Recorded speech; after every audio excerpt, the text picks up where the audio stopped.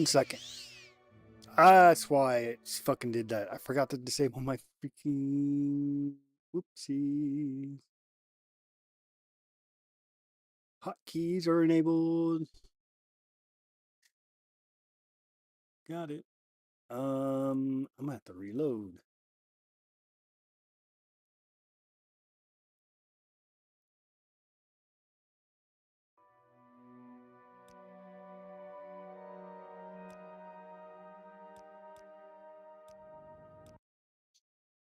All right.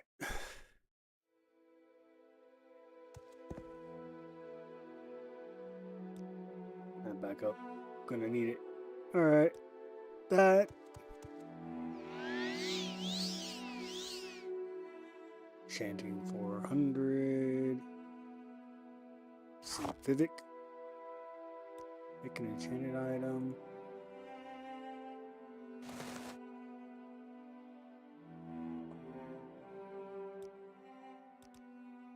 Oh. Constant effect. That.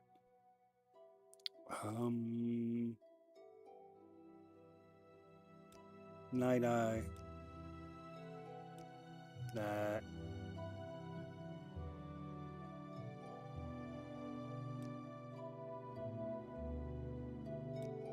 It's gonna be too much.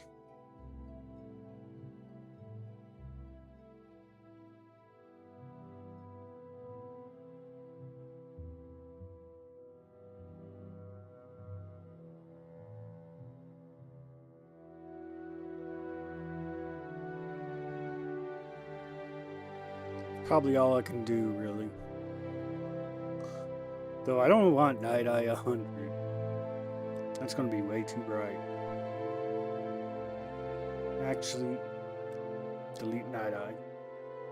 We will do...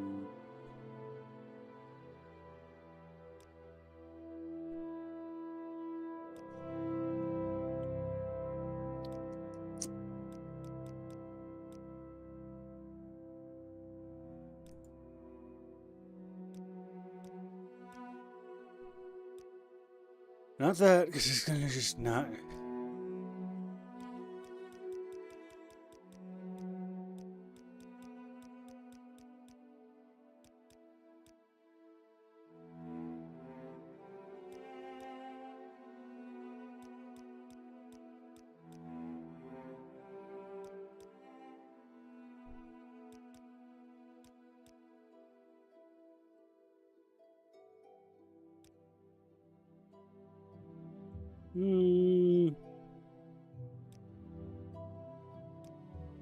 Trying to think what else I can do.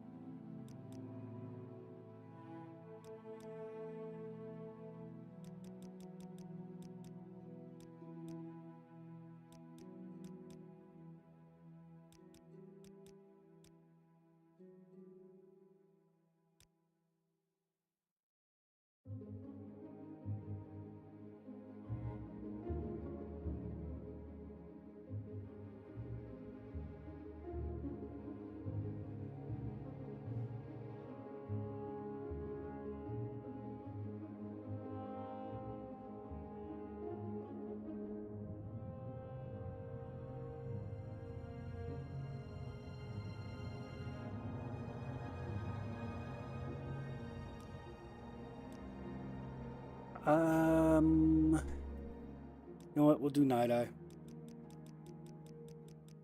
I'm hemming and hawing. Let me just do probably like 40. Will be good enough. Okay.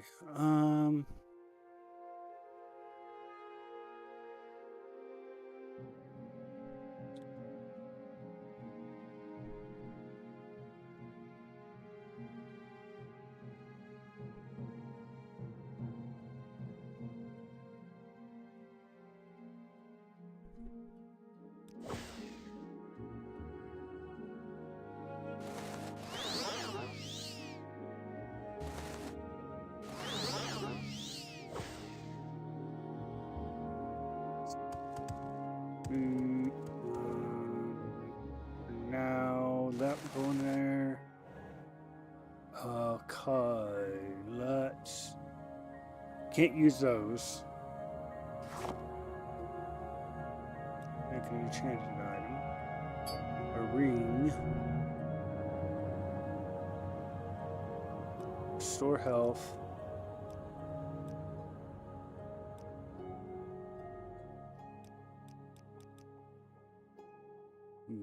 Yeah.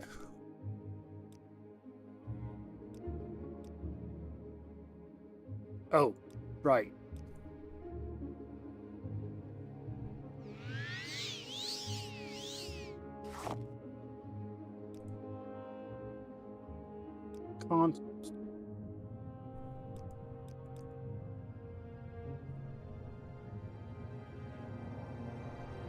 Oh, right. I need to constant store health.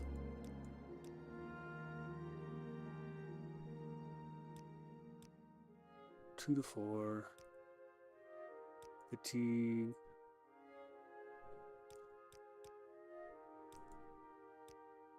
Two to 4.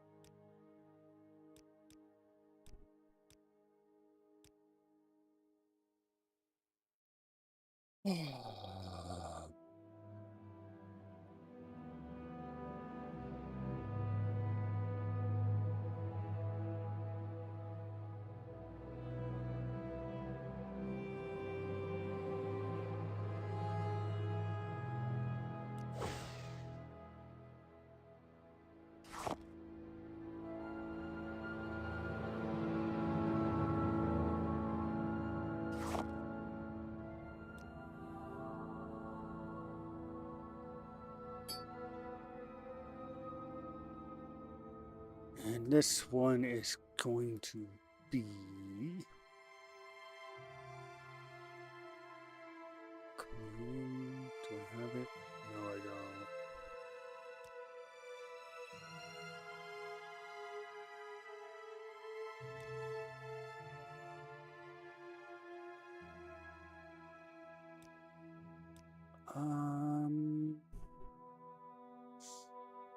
Hold on. Ah.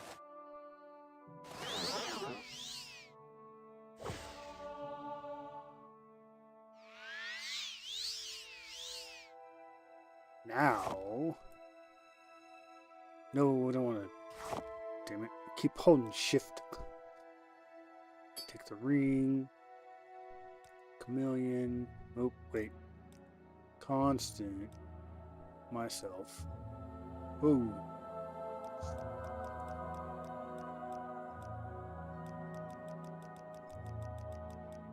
There we go. 75 to 100.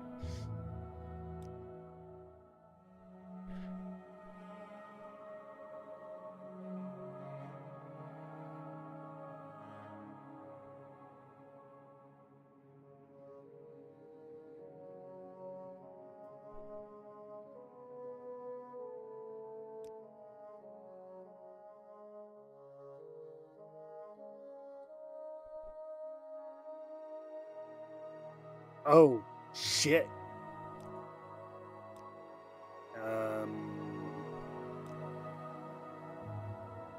That ain't cool. What?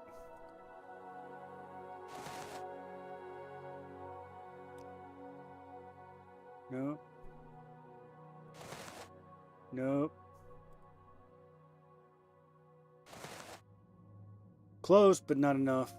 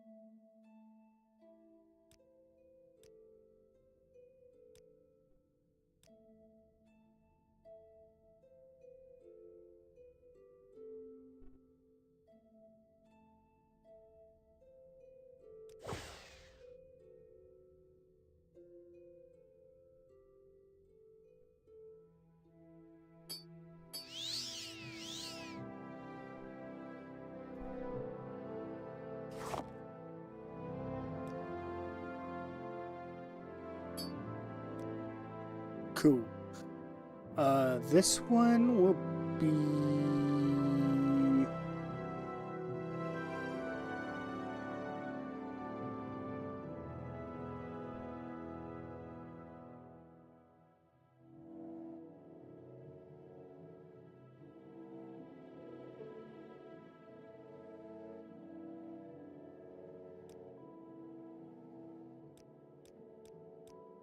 Damn it.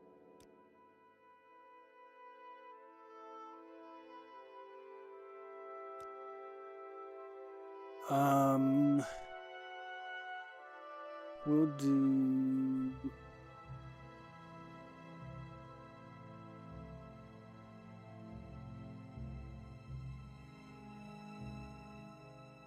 Shield. See how far we can go on shield. Ooh, this looks better. That's pretty good. So, do I want to do shield or do I want to do...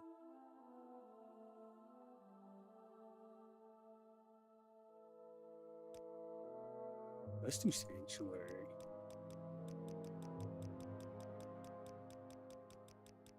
Oh, I can do sanctuary way better.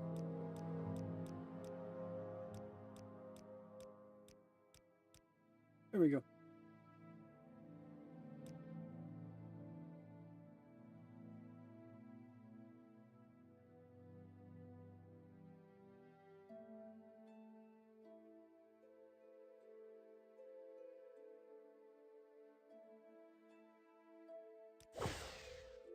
All right.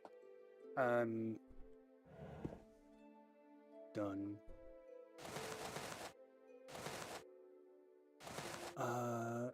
Yeah.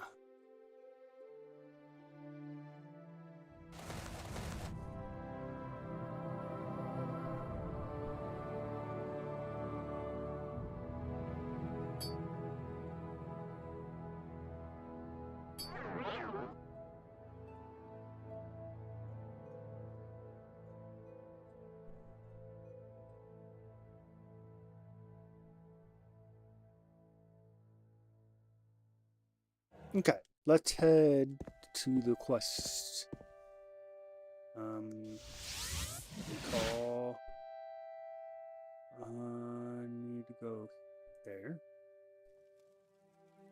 Yes, Outlander, what may I do for you? I'm good. This the way? Yes, this is the way. We go down. Deep down.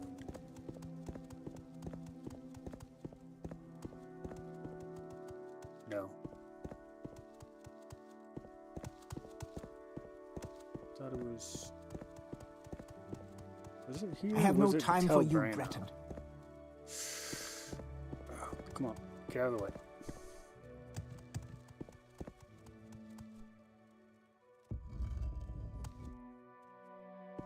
Yeah, it was this way.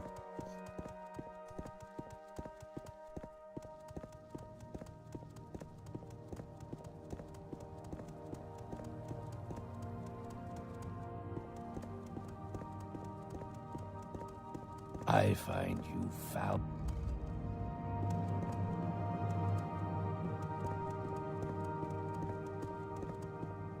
I can run and not lose fatigue. Ha ha ha.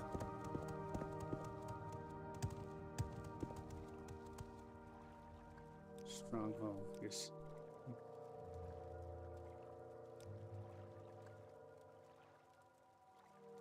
Gotta go to Ebonheart. May I help you, Outlander?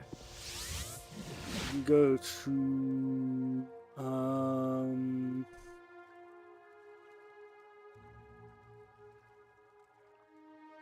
Yes, back up. Outlander, what may I do for you? I'm good.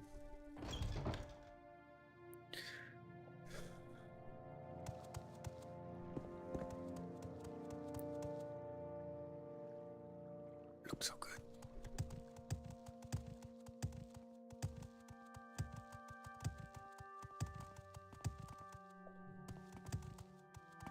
My time is precious, so make it quick.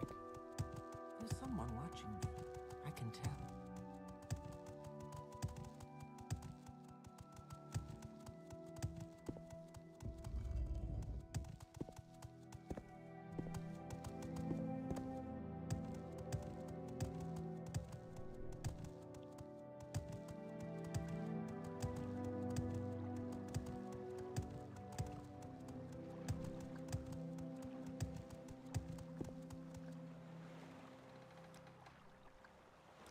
Haven't heard.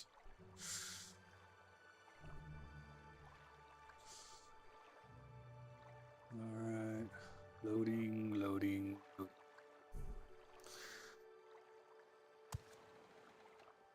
loading. She's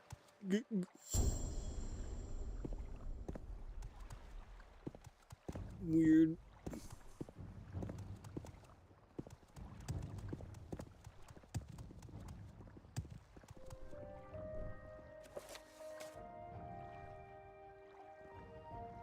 Okay.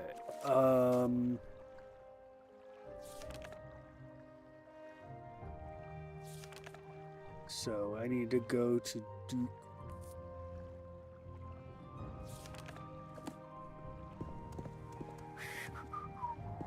Probably nothing. There is much to discuss, much to learn.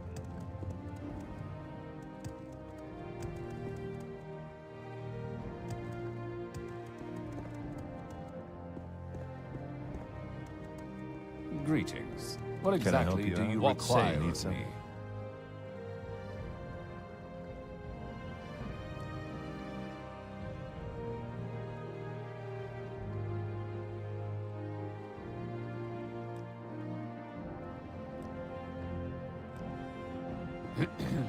How may I help you?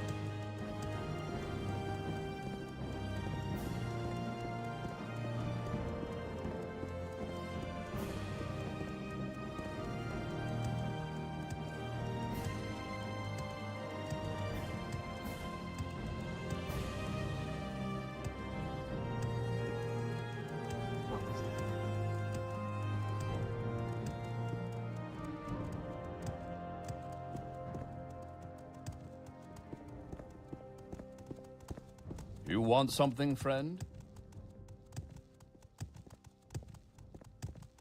Guessing he's in here, but we'll see.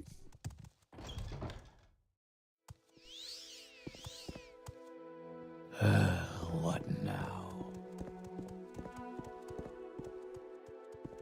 Quickly, Outlander. I haven't much time.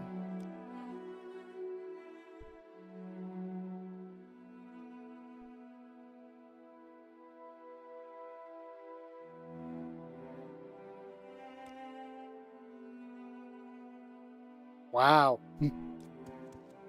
That's good enough for me.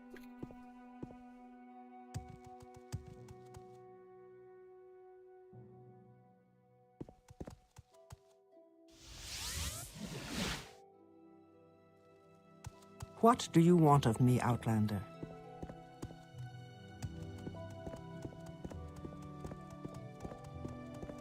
I need to feel like yeah, that felt a little high.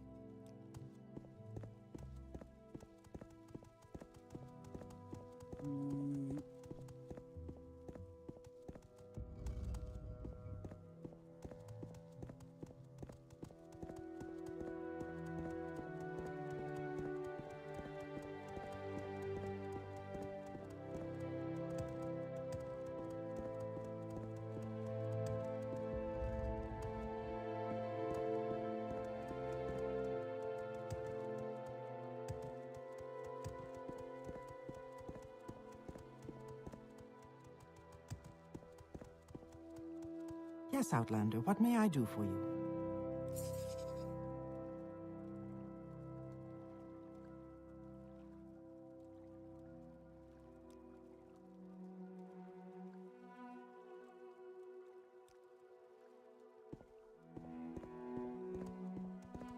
All right. That's going. Well, while that is going, we will go to the arena.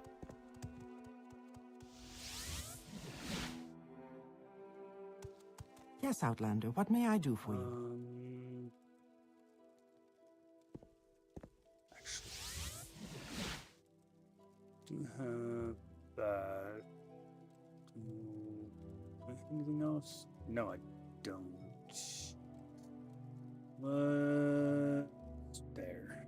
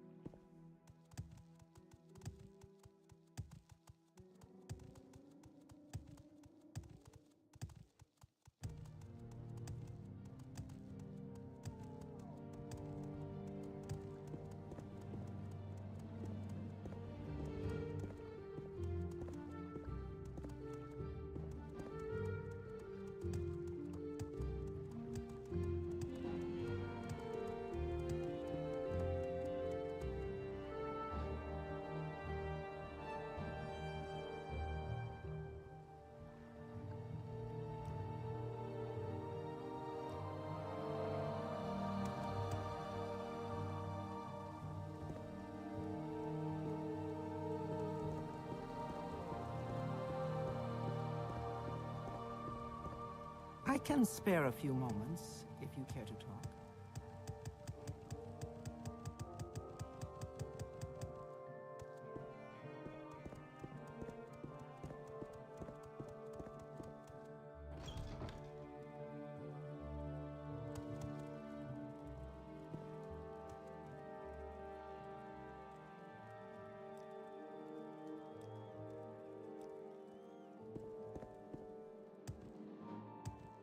We are gonna.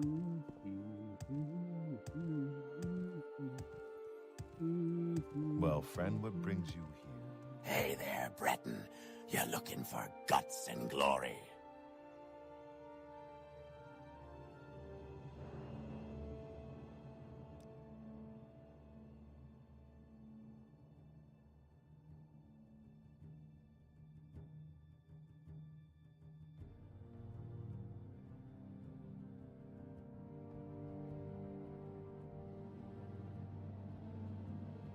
All right.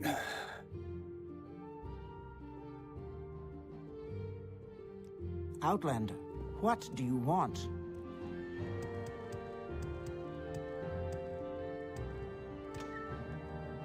Get away from there.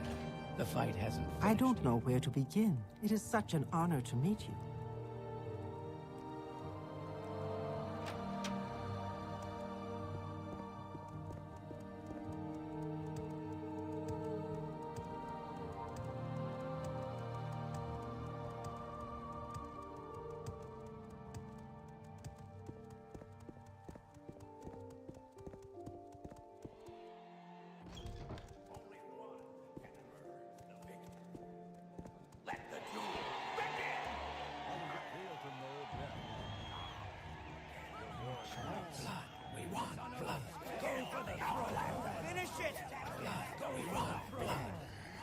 They're going crazy!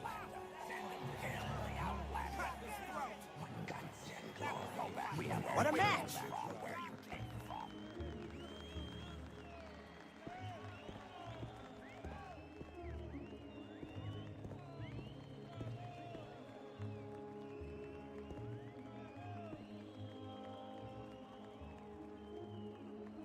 Should. Yep. Black screen. Then. Yep.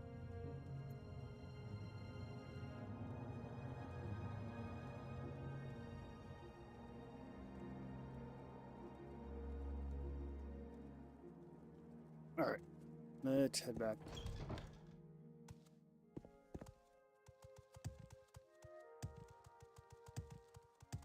Now we should be able to fight.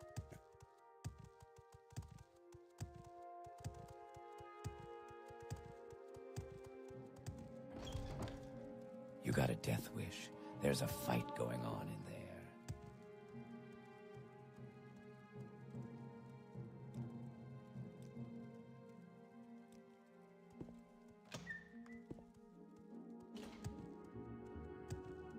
I'll be pissed if I can't do it. Hey What is there, this regarding Breton? You're looking for guts and glory.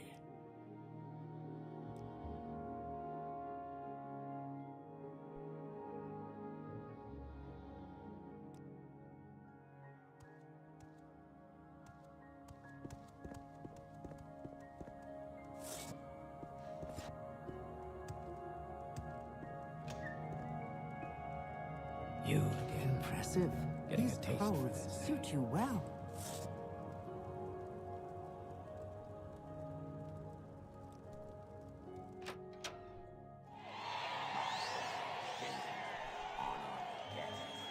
Welcome to the arena. Behold, as two heroes meet in the fighting pit for an epic battle worthy of song. Our first fighter, a defiant Telvanni wizard. Who do they face? The resourceful Argonian. They fight for your pleasure.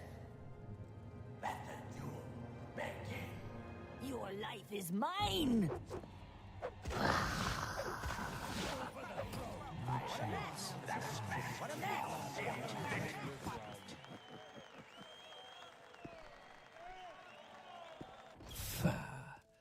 Give the next guy half How a chance. wonderful. Oh, I Welcome, don't. Outlander. So I can get my cut. I'm listening. Go ahead.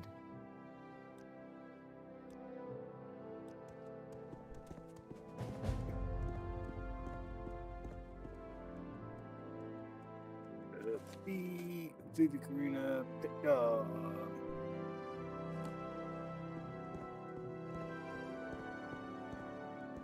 You again. Getting a taste for this, eh? Yep. Controls are messed up. And a fight we shall have. No meaning. A defiant Telvanni wizard. Their opponent. The slave fighting for freedom. But who will live and who will die? Let the duel begin!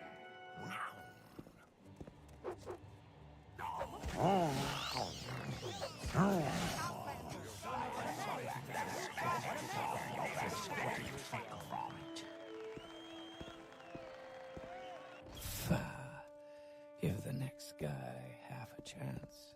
Oh, why don't you? I can't help it if they're freaking Outland, just throwing what do slaves you at me. want?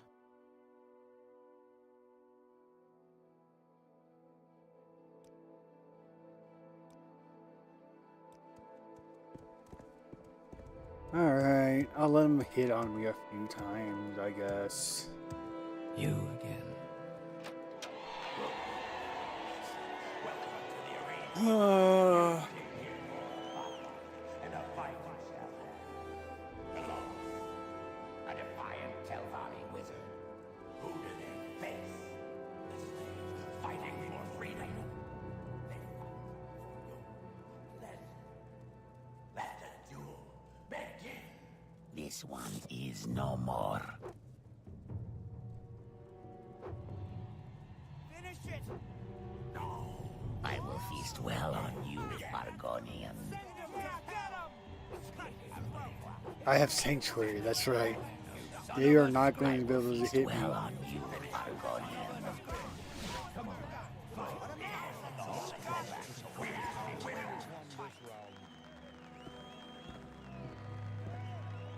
You went in with hellfire in your eyes. They didn't stand a chance.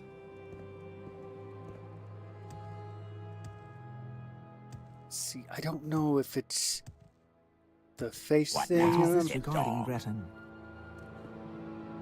I'm wondering if it's this mod that's causing.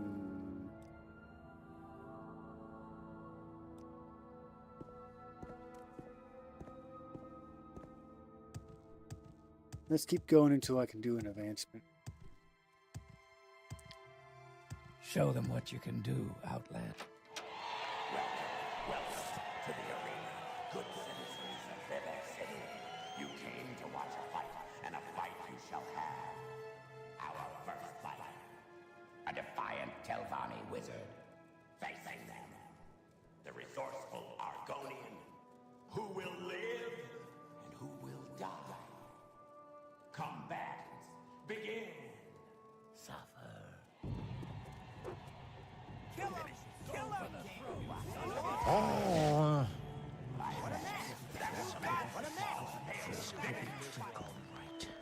Good job, Outlander.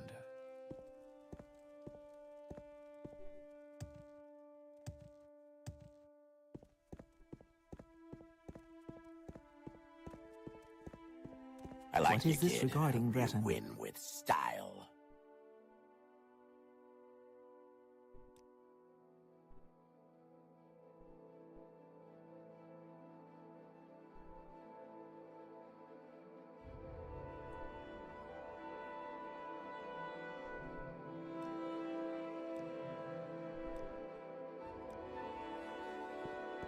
Alright, keep going until we get to the advancement match.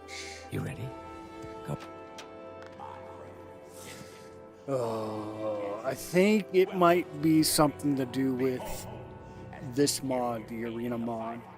For an epic battle worthy of song. On one side, a defiant Telvanni wizard. Facing them,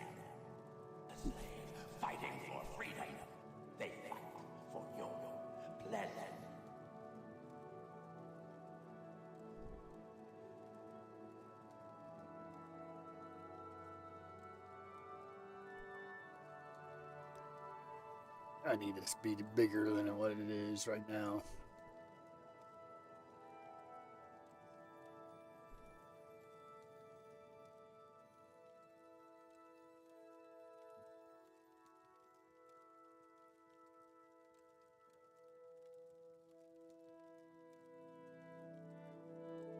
Yeah, I need to... Yeah, it's gonna have to be something I fix later. No more. This one is no more.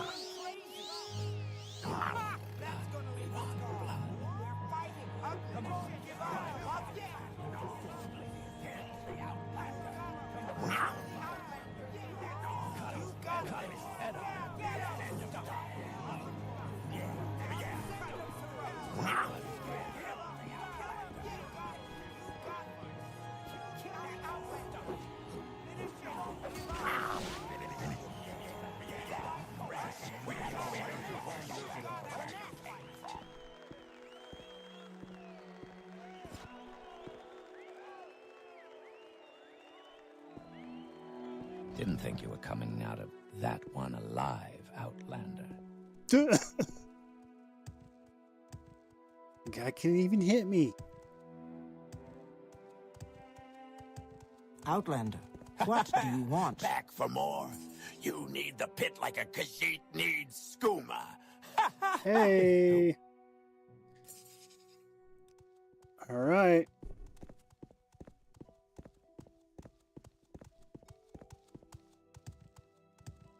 They're waiting for you, Outlander. The winner will progress to war, fate, combat, begin.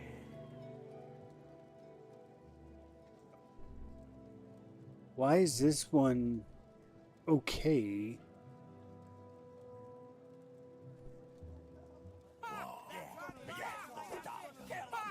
Come on. You can do it.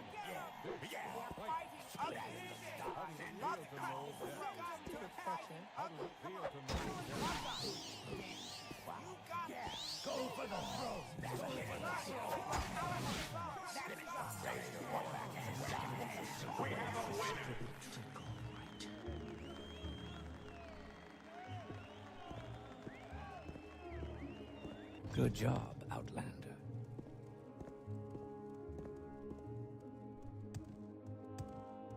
Okay. Since this is bugged with the Outlander, faces. what I do like you you, want? kid. You win with style. All right. We'll.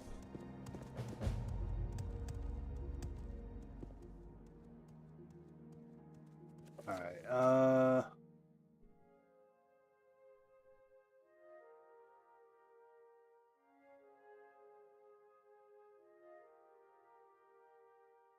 Let us.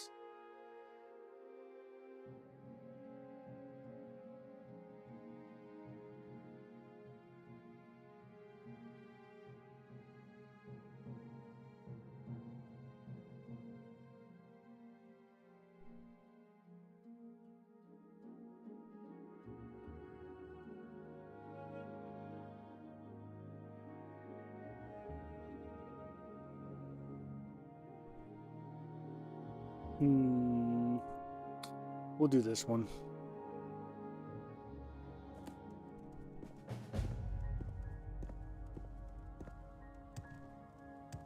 Stay out of there. There's a fight going on. I'm very happy to make your acquaintance.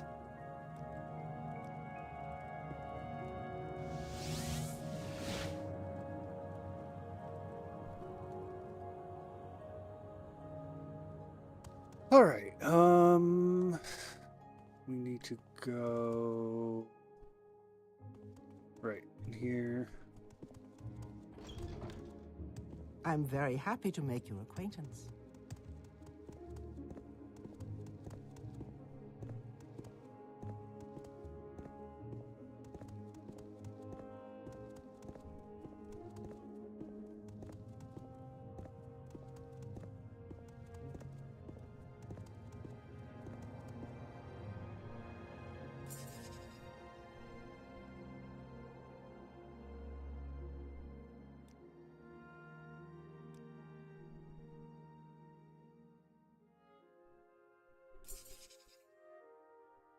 Welcome. Please speak.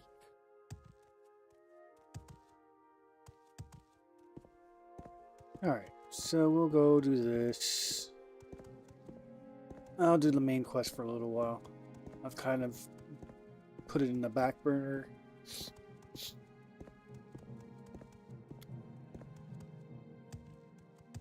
I'm very...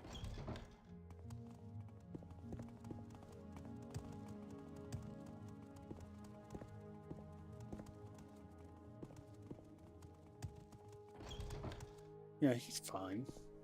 Anything Good he's- hunting. I'm gonna have to see. I think it might be a conflict with one of the mods they have.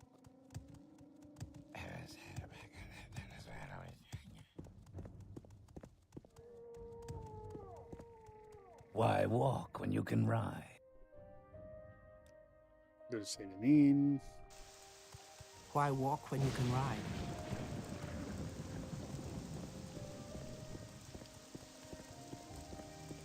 I love this.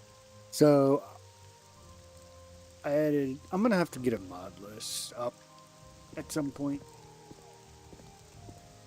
but it's shaders that I've gotten to make it even look better, and it's a little performance heavy, but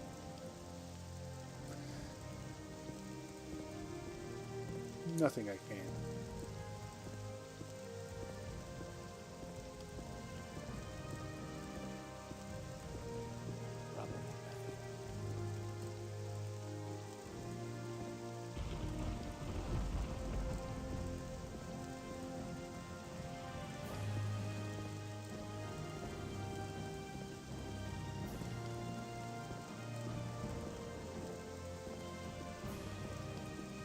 Alright.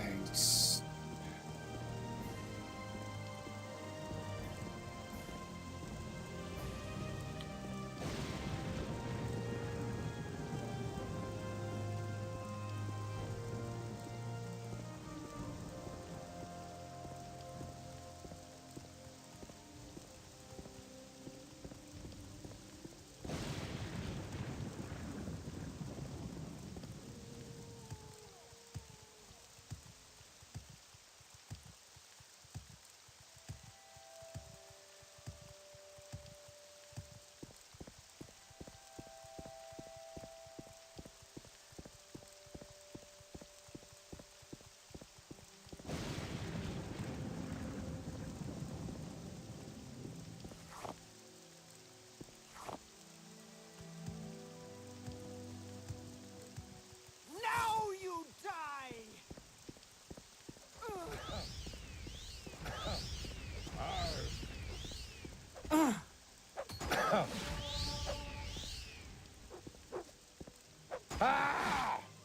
Hey!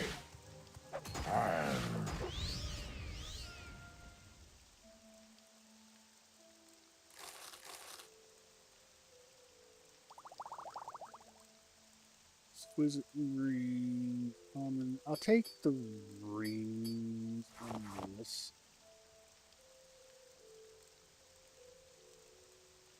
Or not. Oh! I'll take that. That's like freaking ways.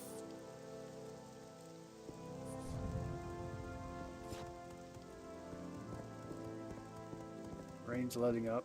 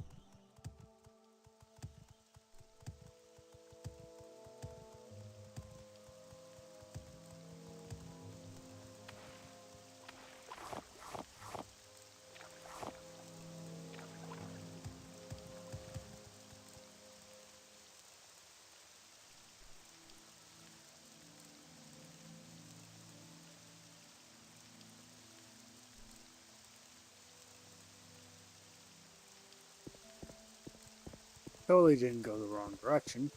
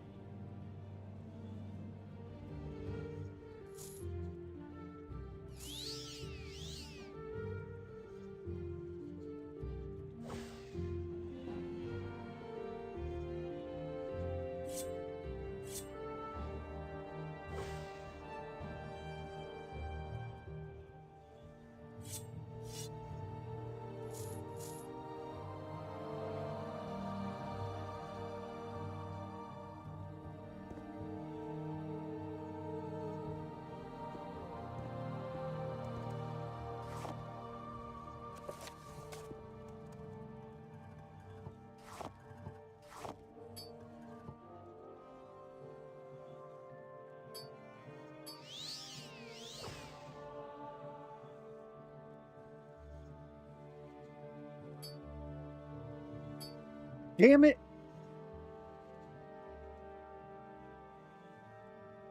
Oh my god.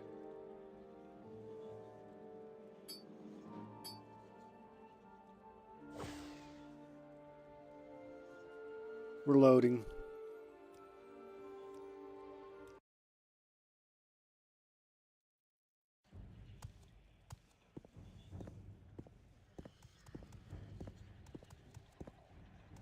I need to pay attention. Die!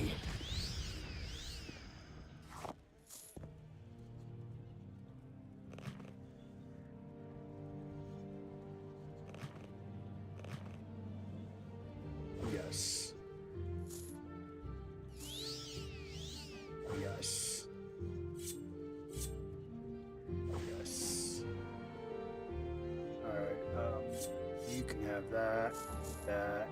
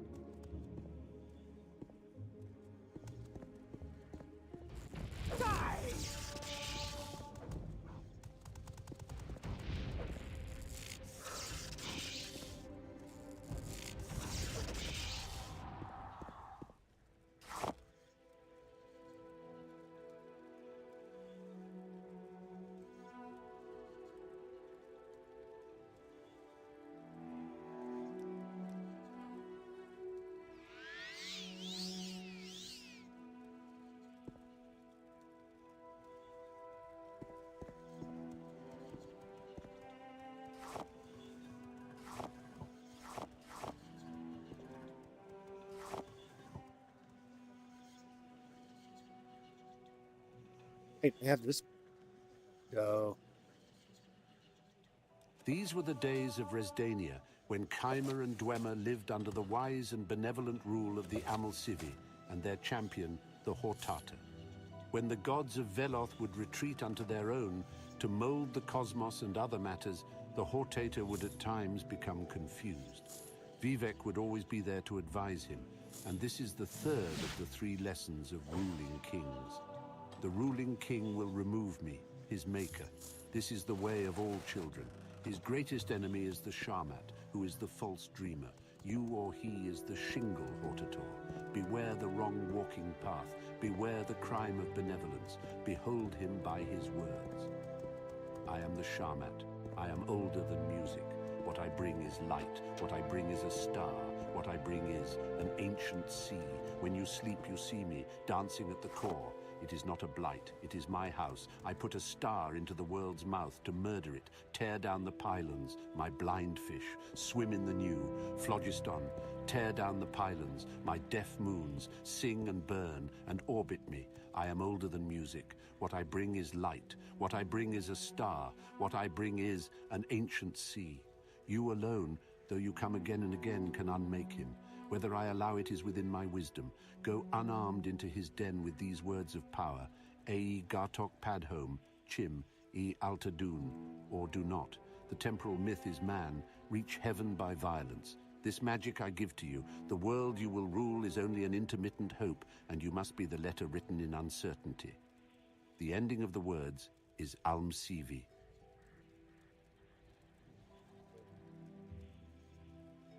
Sothasil and the Scribs.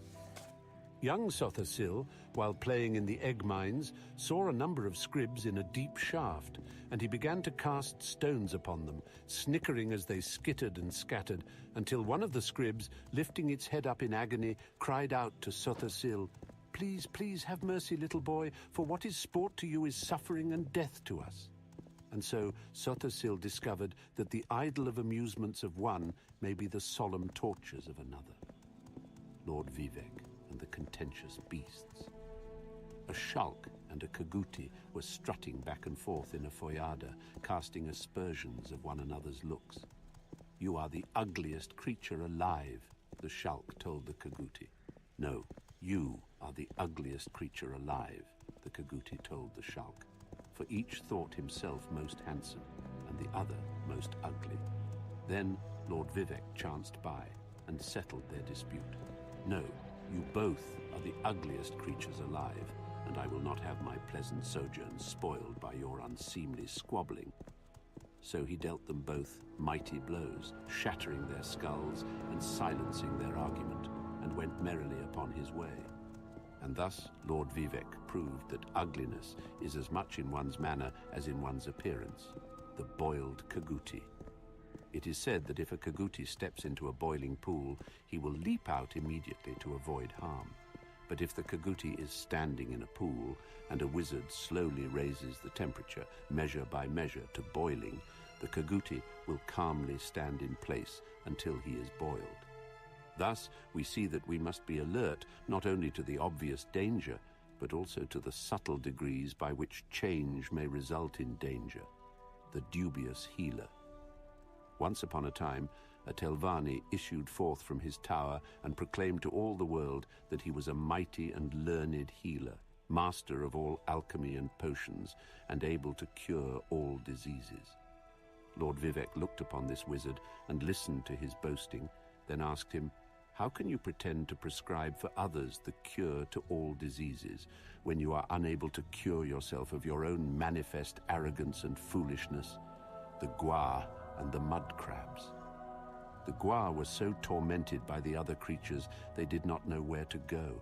As soon as they saw a single beast approach them, off they dashed in terror. One day they saw a pack of Nyx hounds ranging about, and in a desperate panic, all the Guar scuttled off towards the sea, determined to drown themselves rather than live in such a continual state of fear. But just as they got near the shoreline, a colony of mud crabs, frightened in their turn by the approach of the Guar, scuttled off and threw themselves into the water. "Truly," said one of the Guar, "things are not so bad as they seem." for there is always someone worse off than you. The wounded Netch. A wounded Netch lay himself down in a quiet corner of its feeding ground. His healthy companions came in great numbers to inquire after his health, yet each one helped himself to a share of the fodder which had been placed there for his use, so that the poor Netch died, not from his wounds, but from the greed and carelessness of his erstwhile friends.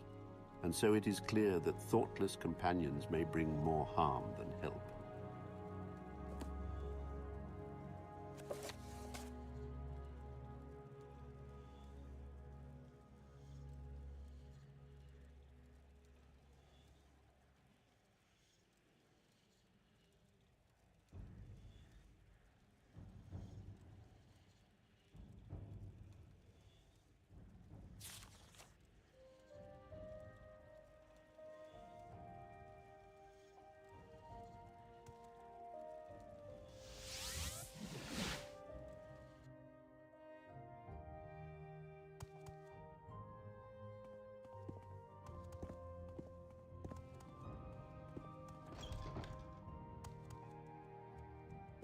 You flatter me with your attention, Outlander.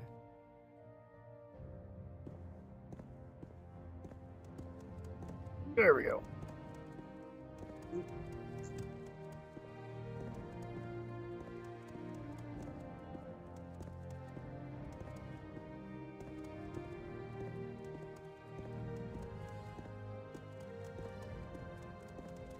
You're in good company, friend. Welcome.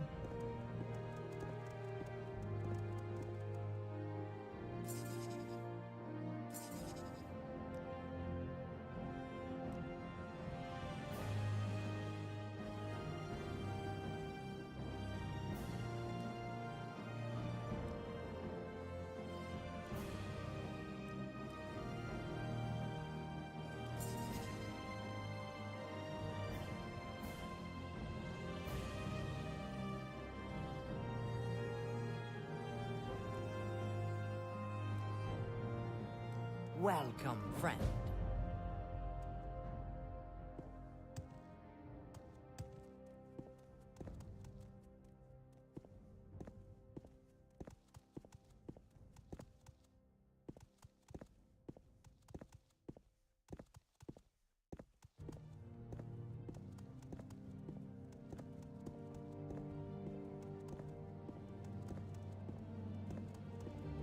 I'm very happy to make you a...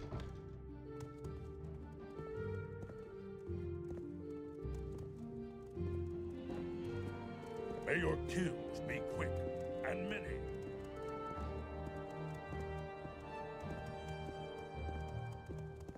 Quickly, Outlander. I haven't much time. Oh, let's go sleep. I have a level up, I forgot. Quickly, Outlander. I haven't much time.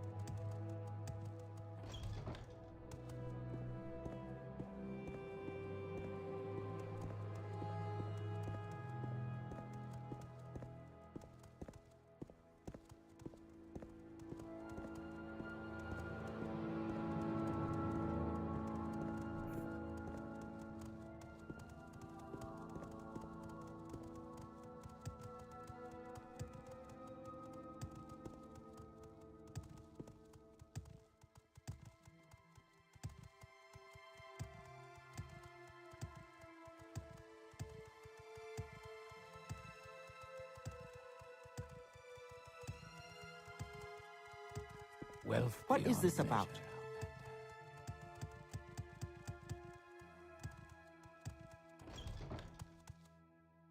If I can be of any assistance, I'll be happy to help.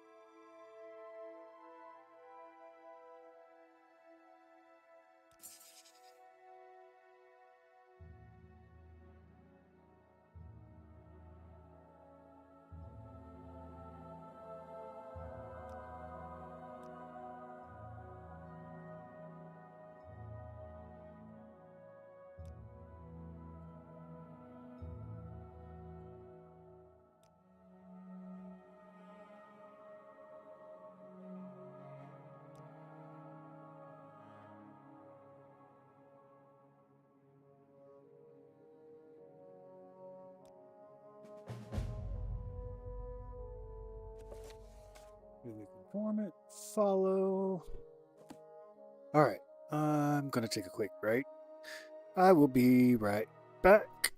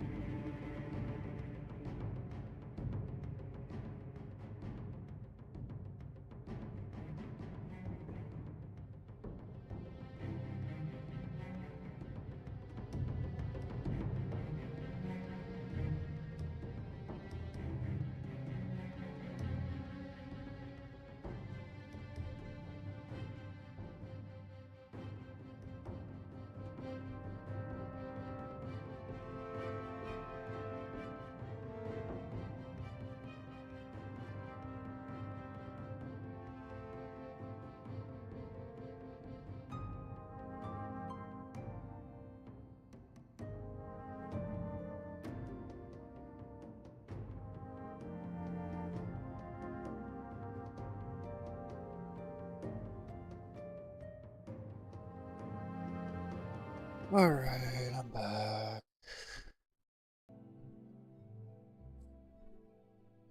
So we need to go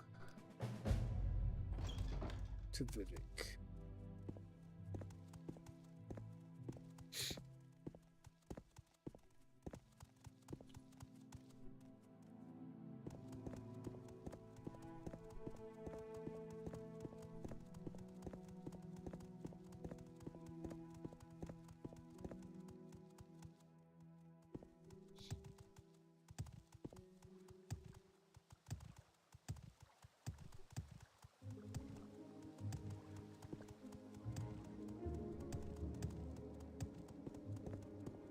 There is someone watching me, I can tell.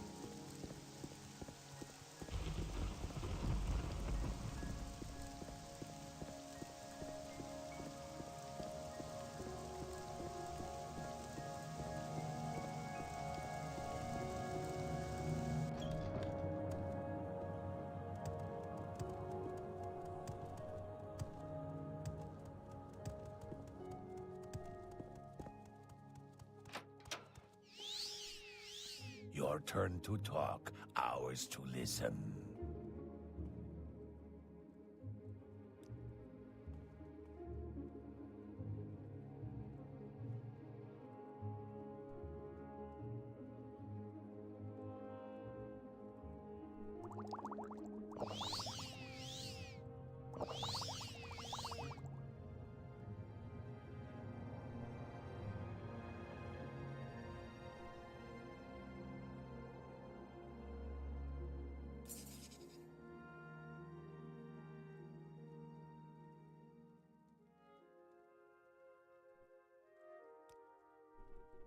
Die, Fetcher!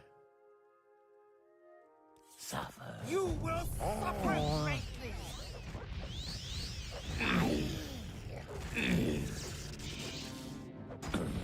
Where is that snake?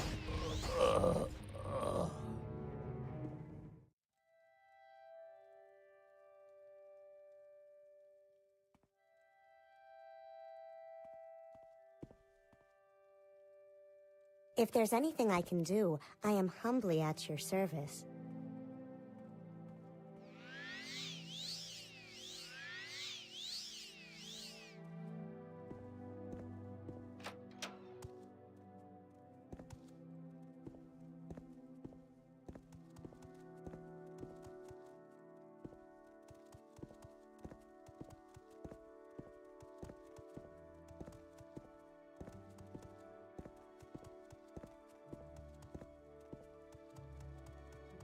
May you find me worthy of your attention.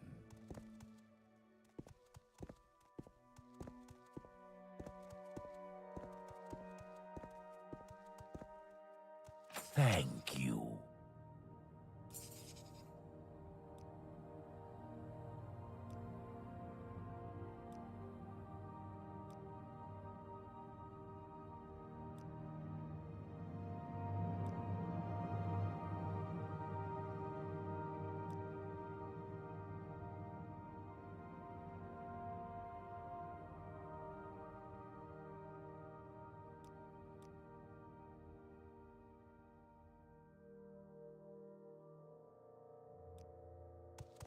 Blessed we are.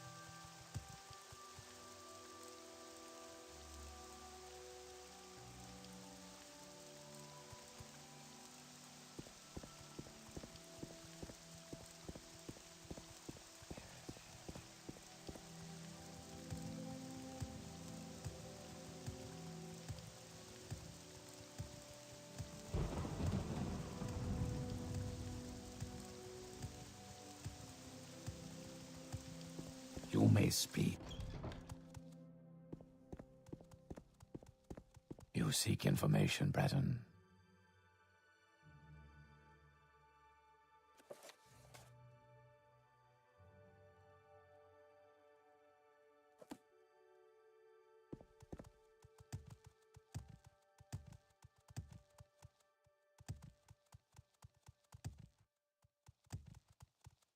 Toi, voici l'eau.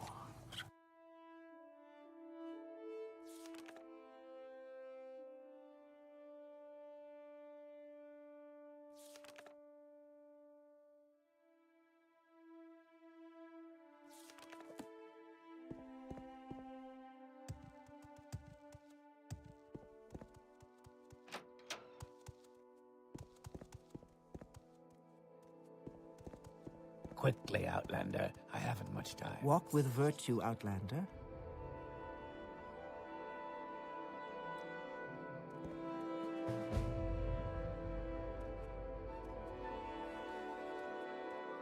Well, are you going?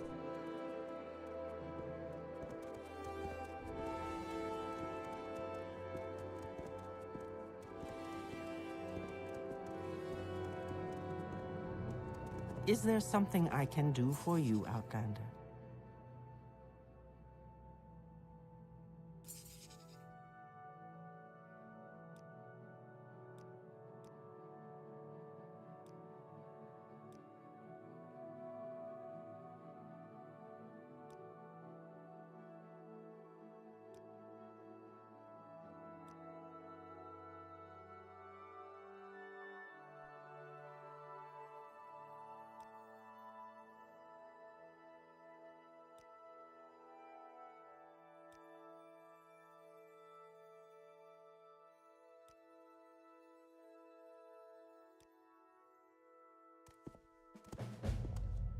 Okay.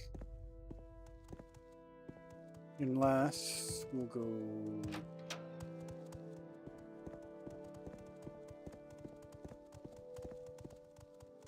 I don't want to go to Hall of Justice. Go now.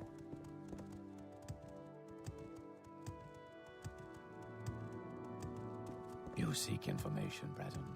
Nope. Mathera.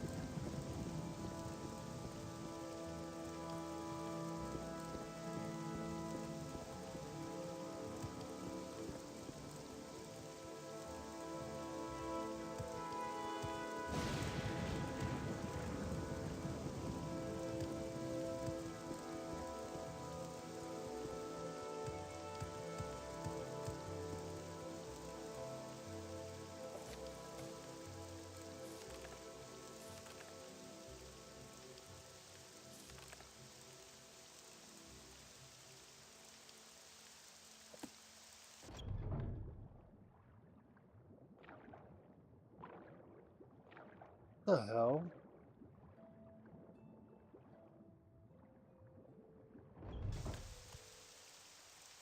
Okay.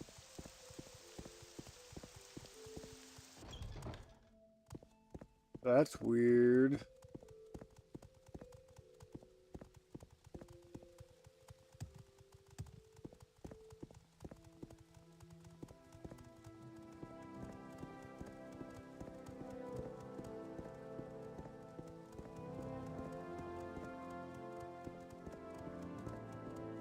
Let's not make this official, Outlander.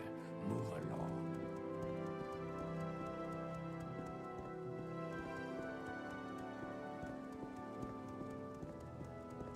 You want something, friend?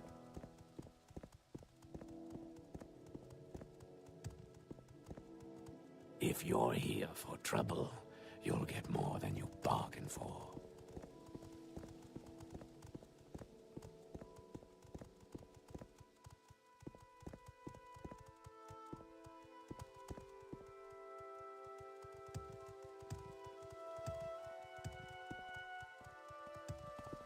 I'm listening.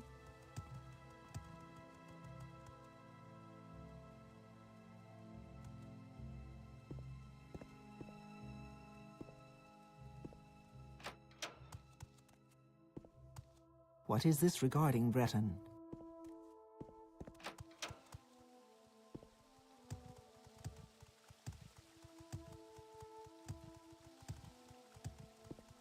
Not now, Outlander. Head on.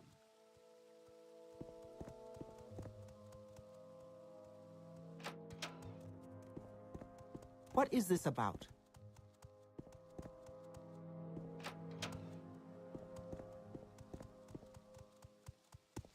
Not now, Outlander. Head on. We're watching you, scum.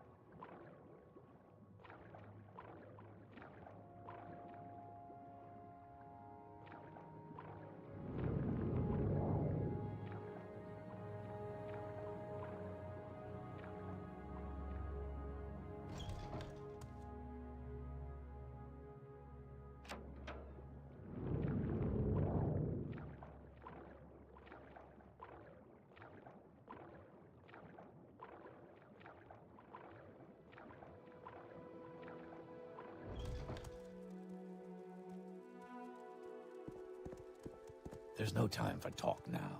Go.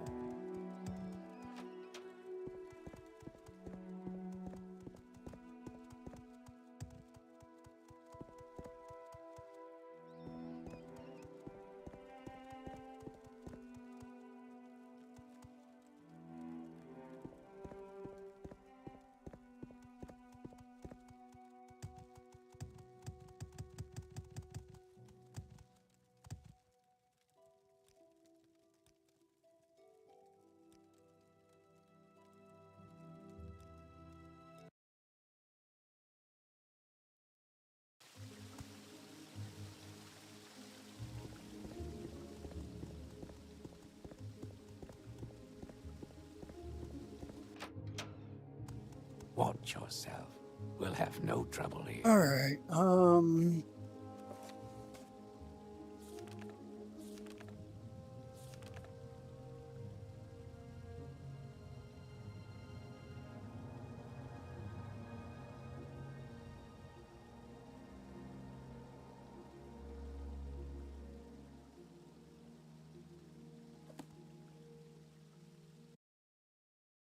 We'll look this up.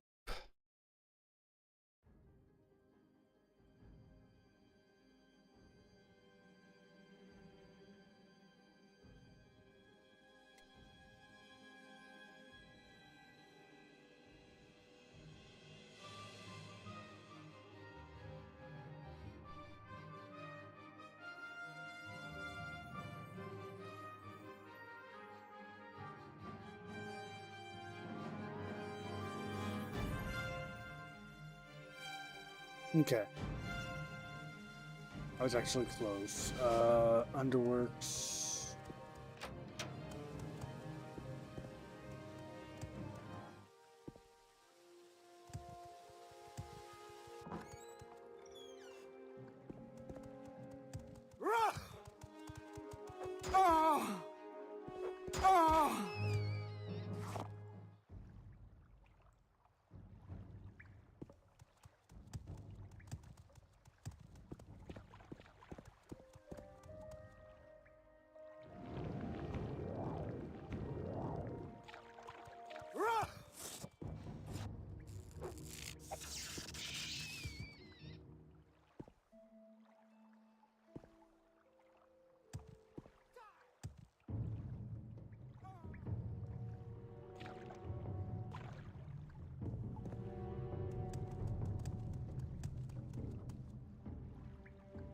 You have questions?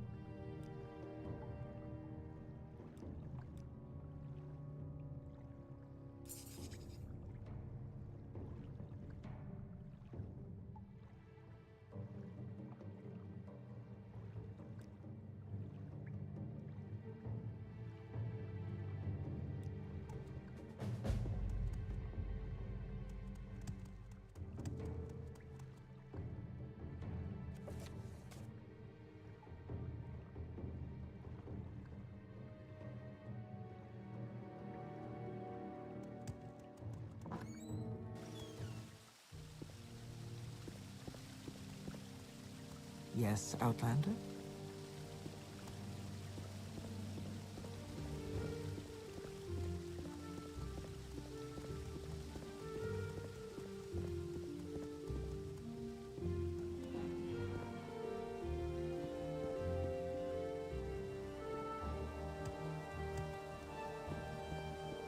What do you want?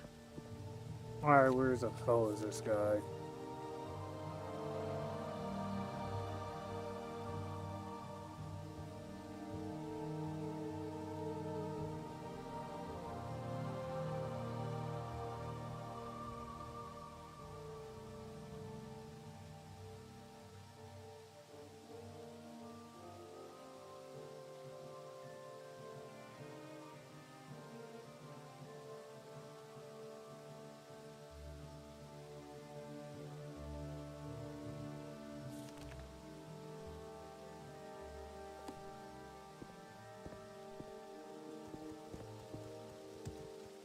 Where the hell do I go for this?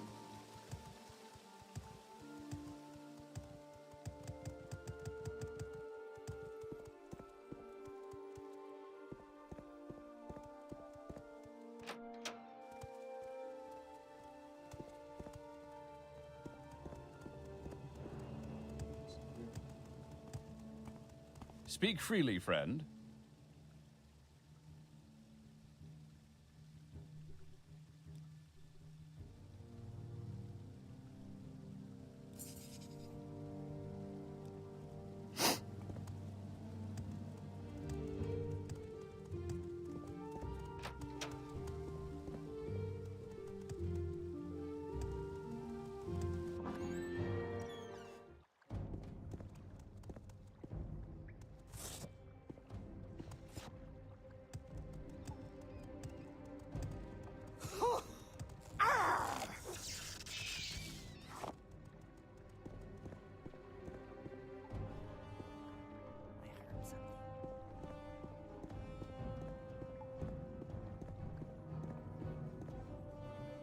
Friends?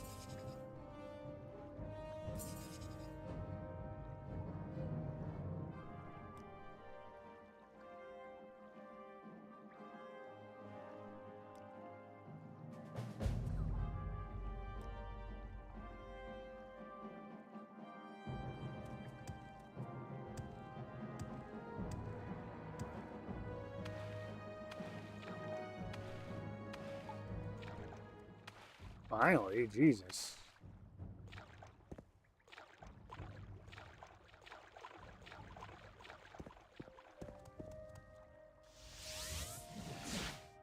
All right. I'm gonna go talk to Cass.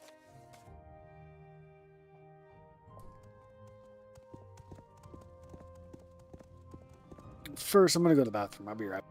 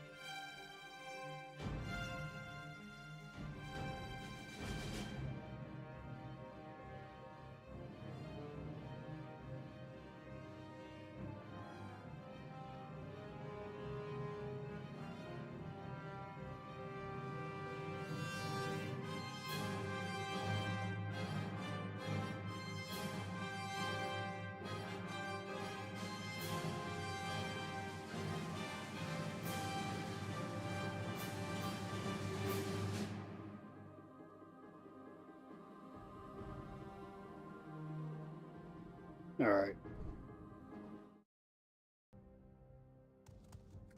Let's go talk to him and give him the information.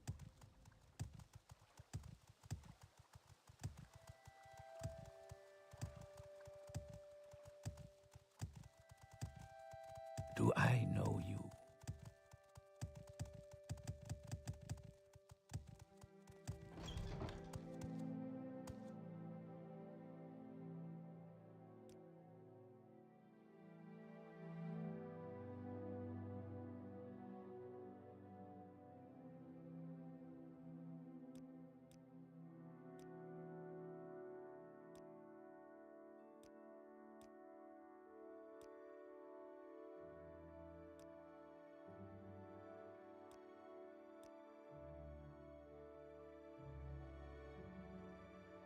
I'd be happy to talk. My pleasure, really.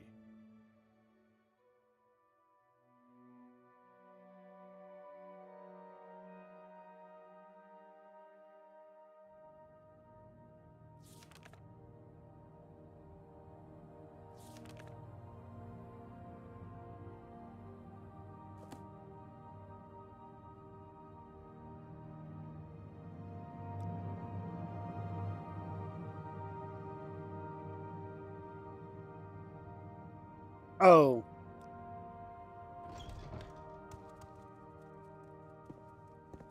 Let's go back to Vivek. I should have. Okay, you know what?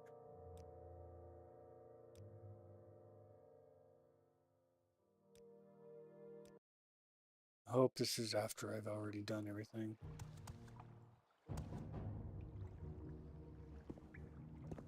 over this. That's no. Greetings.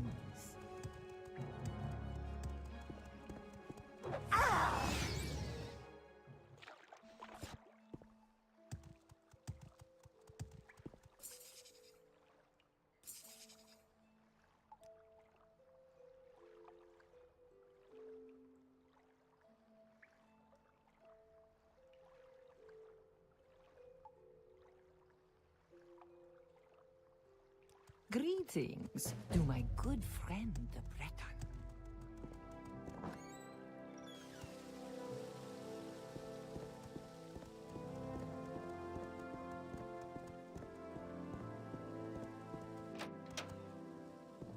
Wealth beyond measure, Outlander.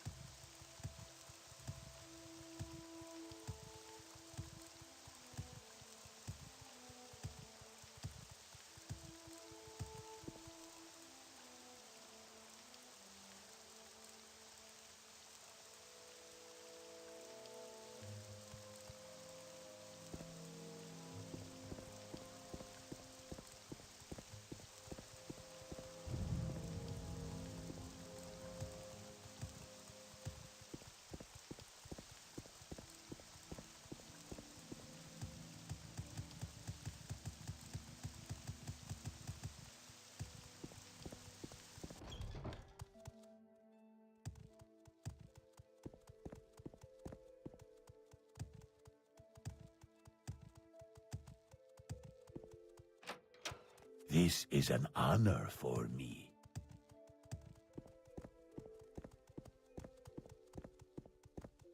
What, Enwa?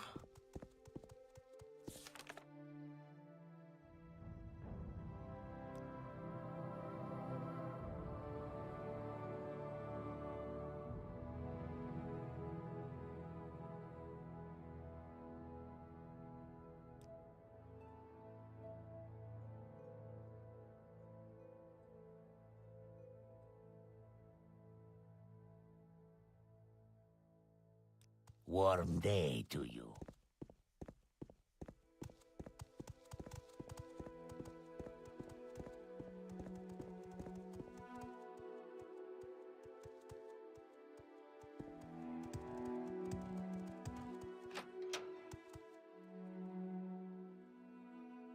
Alright, I'm going to look this up.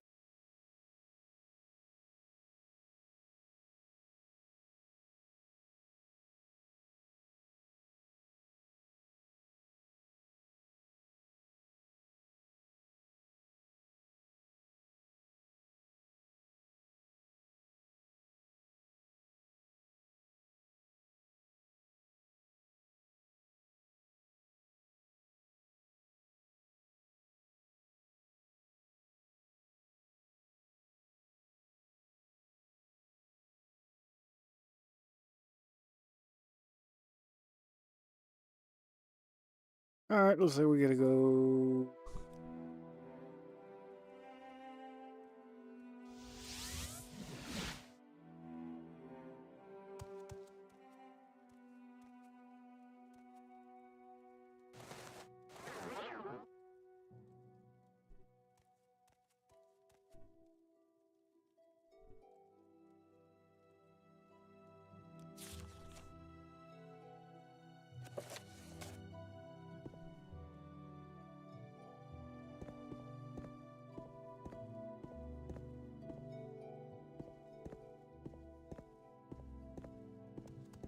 I'm sure there's someone else you can bother.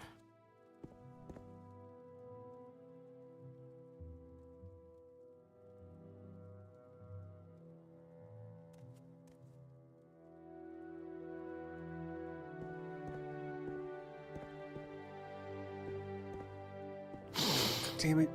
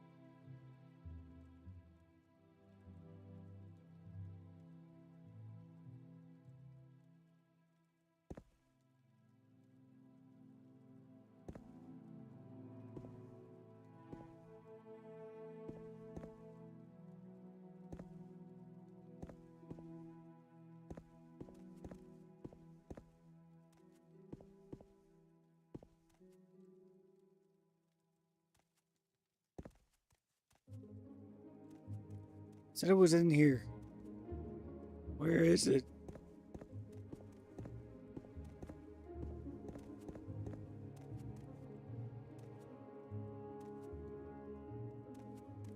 I'm sure there's someone else you can bother.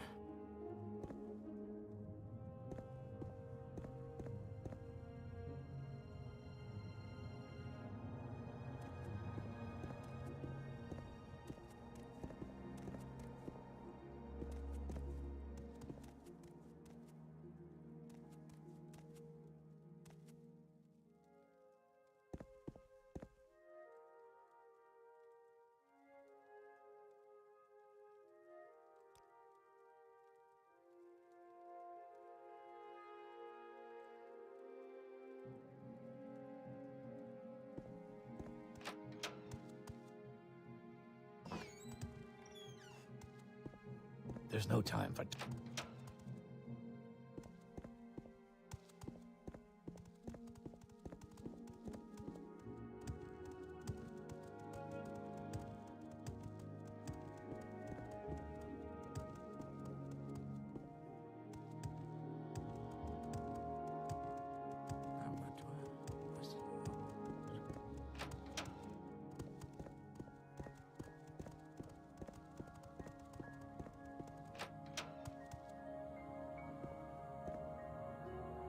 Speak, traveler.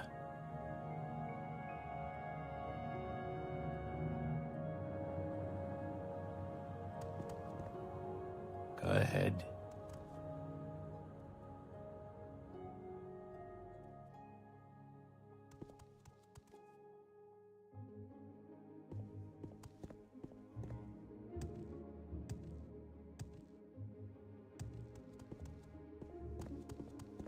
Quickly, Outlander. I haven't much time.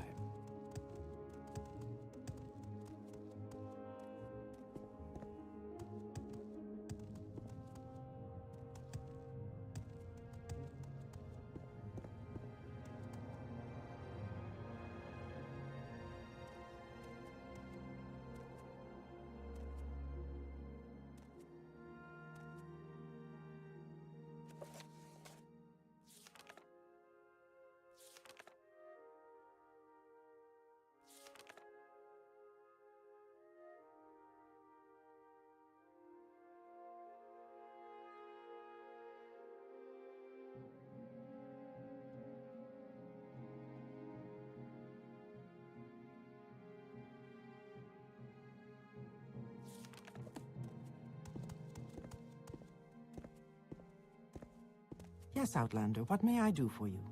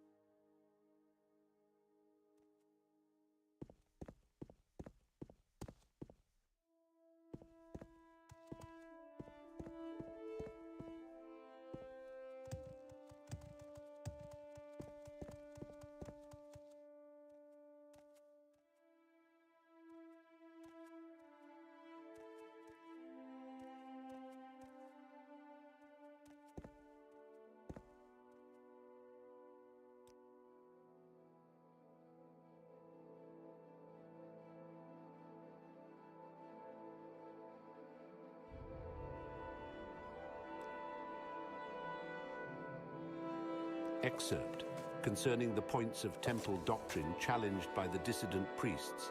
1. The divinity of the tribunal. Temple doctrine claims their apotheosis was miraculously achieved through questing, virtue, knowledge, testing, and battling with evil.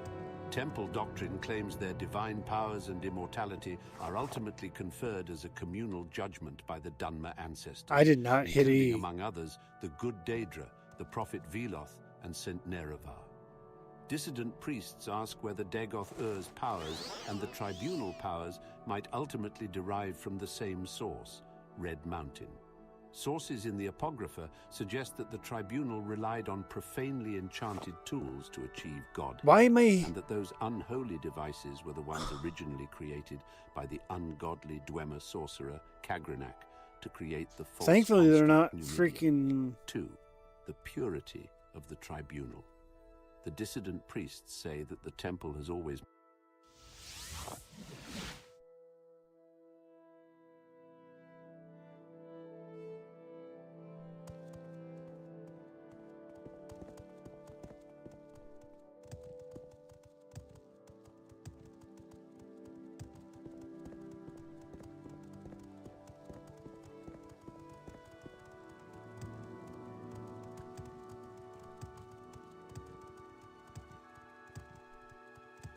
Sarah.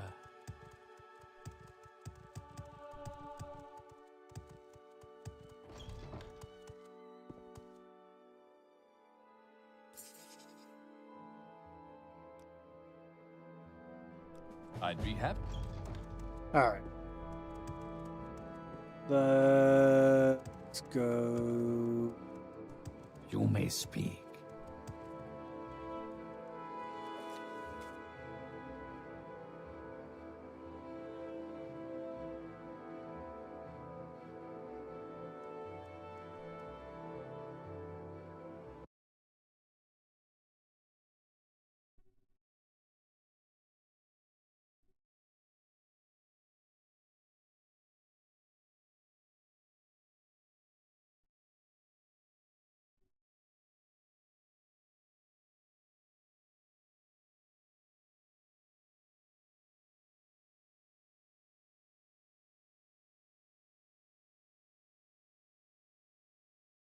Okay, one sec. I'm not...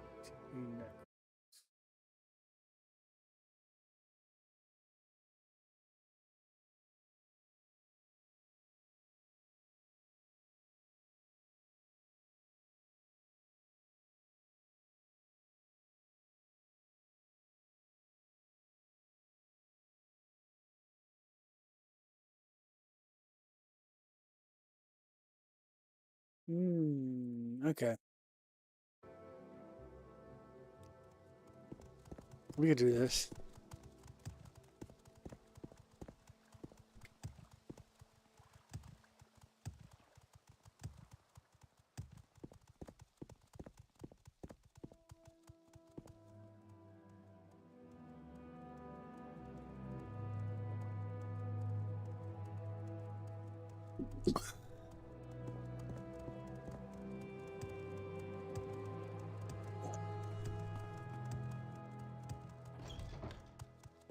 I'm very happy to make your acquaintance.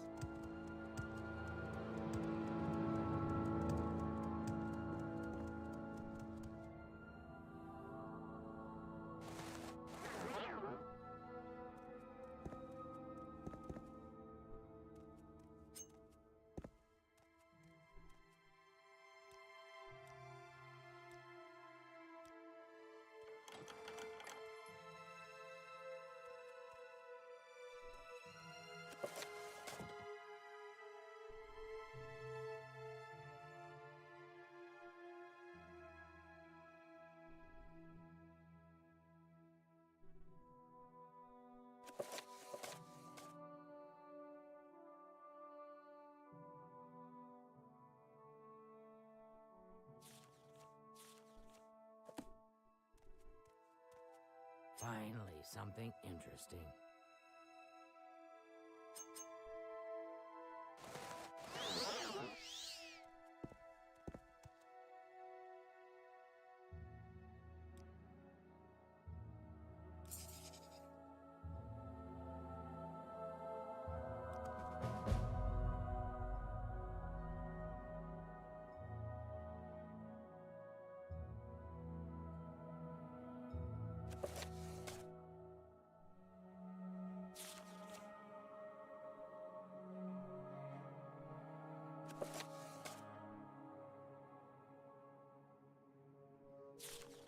Welcome. Please speak.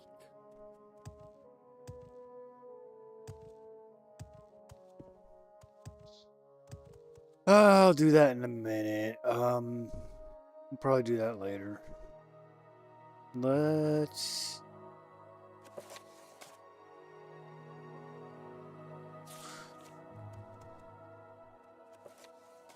We'll go...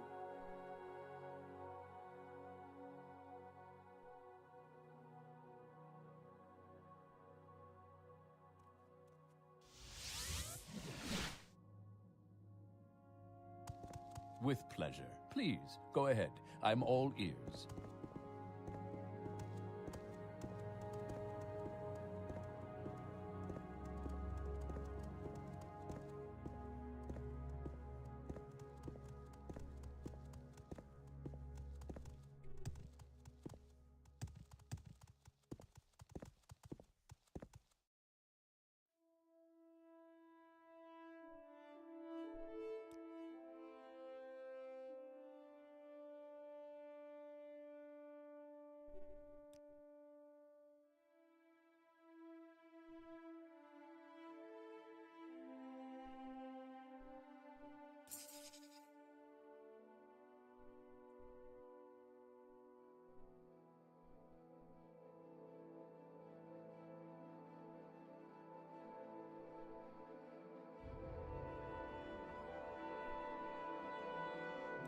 I see this land suits you.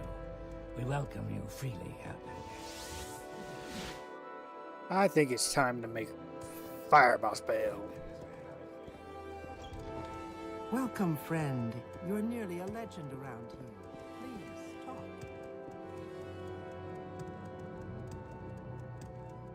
Warm day to you, friend.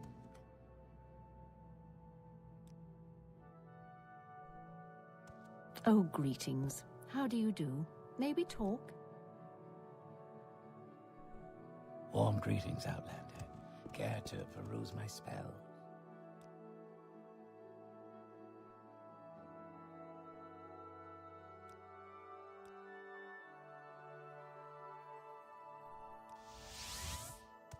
You seem like very good company.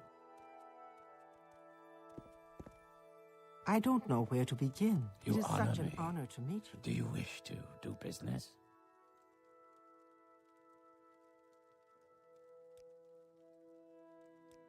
Oh, greetings. How do you do? Oh, friend. How about a potion today?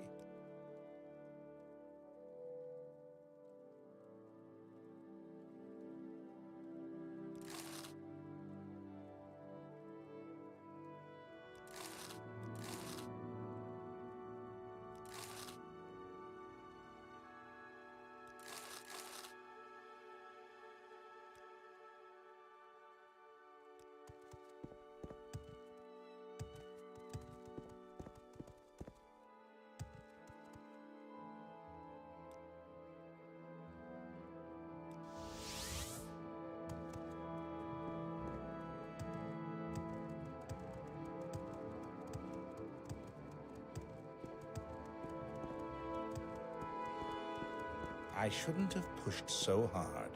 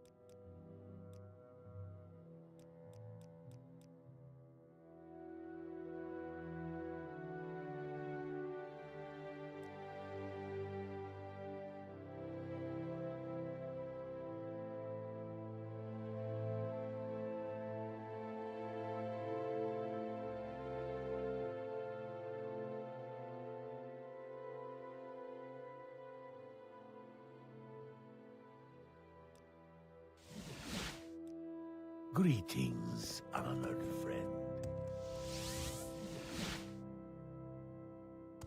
Well met.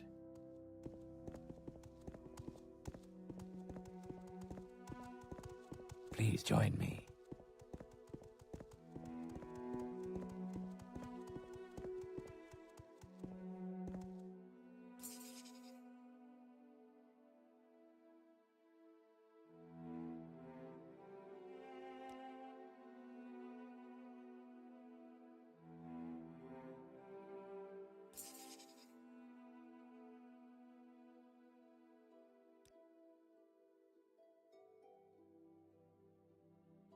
Welcome, friend. I feel as though I should know you.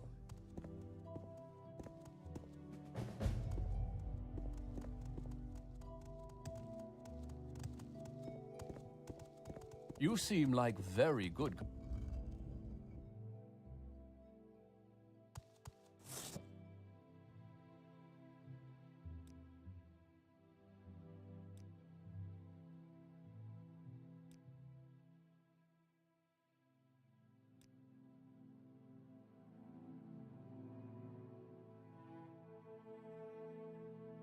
Go in there. So I want to get to probably. We can go to Telfir.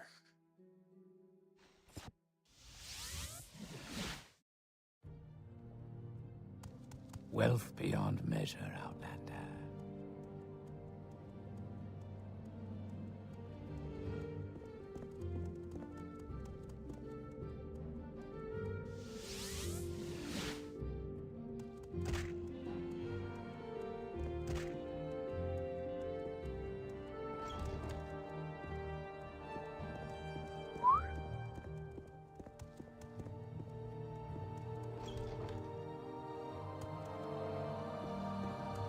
Alright.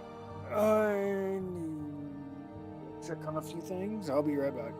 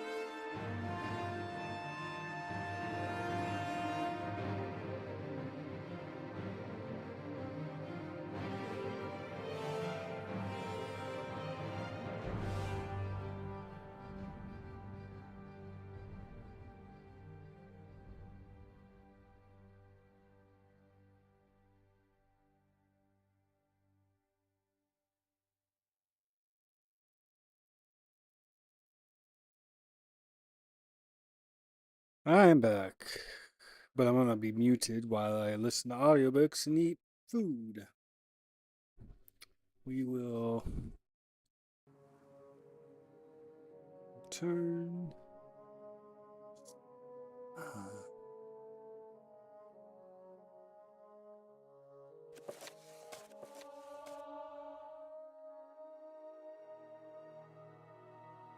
Chapter 3, Dispositions. Master Arctus said, 1. The moment to prepare your offense is the moment the enemy becomes vulnerable to attack. Leros Chael. Knowledge of the enemy mage's mind is of the foremost importance. Once you know his mind, you will know his weaknesses. Said Ma. Master Arctus advised Tiber Septim before the Battle of Five Bridges not to commit his reserves until the enemy was victorious. Tiber Septim said, if the enemy is already victorious, what use committing the reserve? To which Master Arctus replied, only in victory will the enemy be vulnerable to defeat. Tiber Septim went on to rout an enemy army twice the size of his. 2. The enemy's vulnerability may be his strongest point. Your weakness may enable you to strike the decisive blow. Marandro Ur. In the wars between the Nords and the Chimera, the Nord shamans invariably used their mastery of the winds to call down storms before battle to confuse and dismay the Chimera warriors. One day, a clever Chimera sorcerer conjured up an ice demon and commanded him to hide in the rocks near the rear of the Chimera army. When the Nords called down the storms as usual, the Chimera warriors began to waver. But the ice demon rose up as the storm struck, and the Chimera turned in fear from what they believed was a Nord demon and charged into the enemy line, less afraid of the storm than of the demon. The Nords, expecting the Chimera to flee as usual, were caught off guard when the Chimera attacked out of the midst of the storm. The Chimera were victorious that day. 3. When planning a campaign, take account of both the arcane and the mundane. The skillful battle mage ensures that they are in balance. A weight lifted by one hand is heavier than 2 weights lifted by both hands. 4. When the arcane and mundane are in balance, the army will move effortlessly, like a swinging door on well-oiled hinges. When they are out of balance, the army will be like a 3-legged dog, with one leg always dragging in the dust. 5. Thus, when the army strikes a blow, it will be like a thunderclap out of a cloudless sky. The best victories are those unforeseen by the enemy, but obvious to everyone afterwards. 6. The skillful battle mage ensures that the enemy is already defeated before the battle begins. A close-fought battle is to be avoided. The fortunes of war may turn aside the most powerful sorcery, and courage may undo the best-laid plans. Instead, win your victory ahead of time. When the enemy knows he is defeated before the battle begins, you may not need to fight. 7. Victory in battle is only the least kind of victory. Victory without battle is the acme of skill. 8. Conserving your power is another key to victory. Putting forth your strength to win a battle is no demonstration of skill. This is what we call tactics, the least form of the art of war magic. Thulidin Dirtharkun. By tactics, Master Arctus includes all the common battle magics. These are only the first steps in an understanding of war magic. Any hedge mage can burn up his enemies with fire. Destroying the enemy is the last resort of the skillful battle mage. 9. The battle is only a leaf on the tree. If a leaf falls, does the tree die? But when a branch is lopped off, the tree is weakened. When the trunk is girdled, the tree is doomed. If you plan your dispositions well, your victories will seem easy and you will win no acclaim. If you plan your dispositions poorly, your victories will seem difficult and your fame will be widespread. 10. Marandro Sul. Those commonly believed to be the greatest practitioners of war magic are almost always those with the least skill. The true masters are not known to the multitude.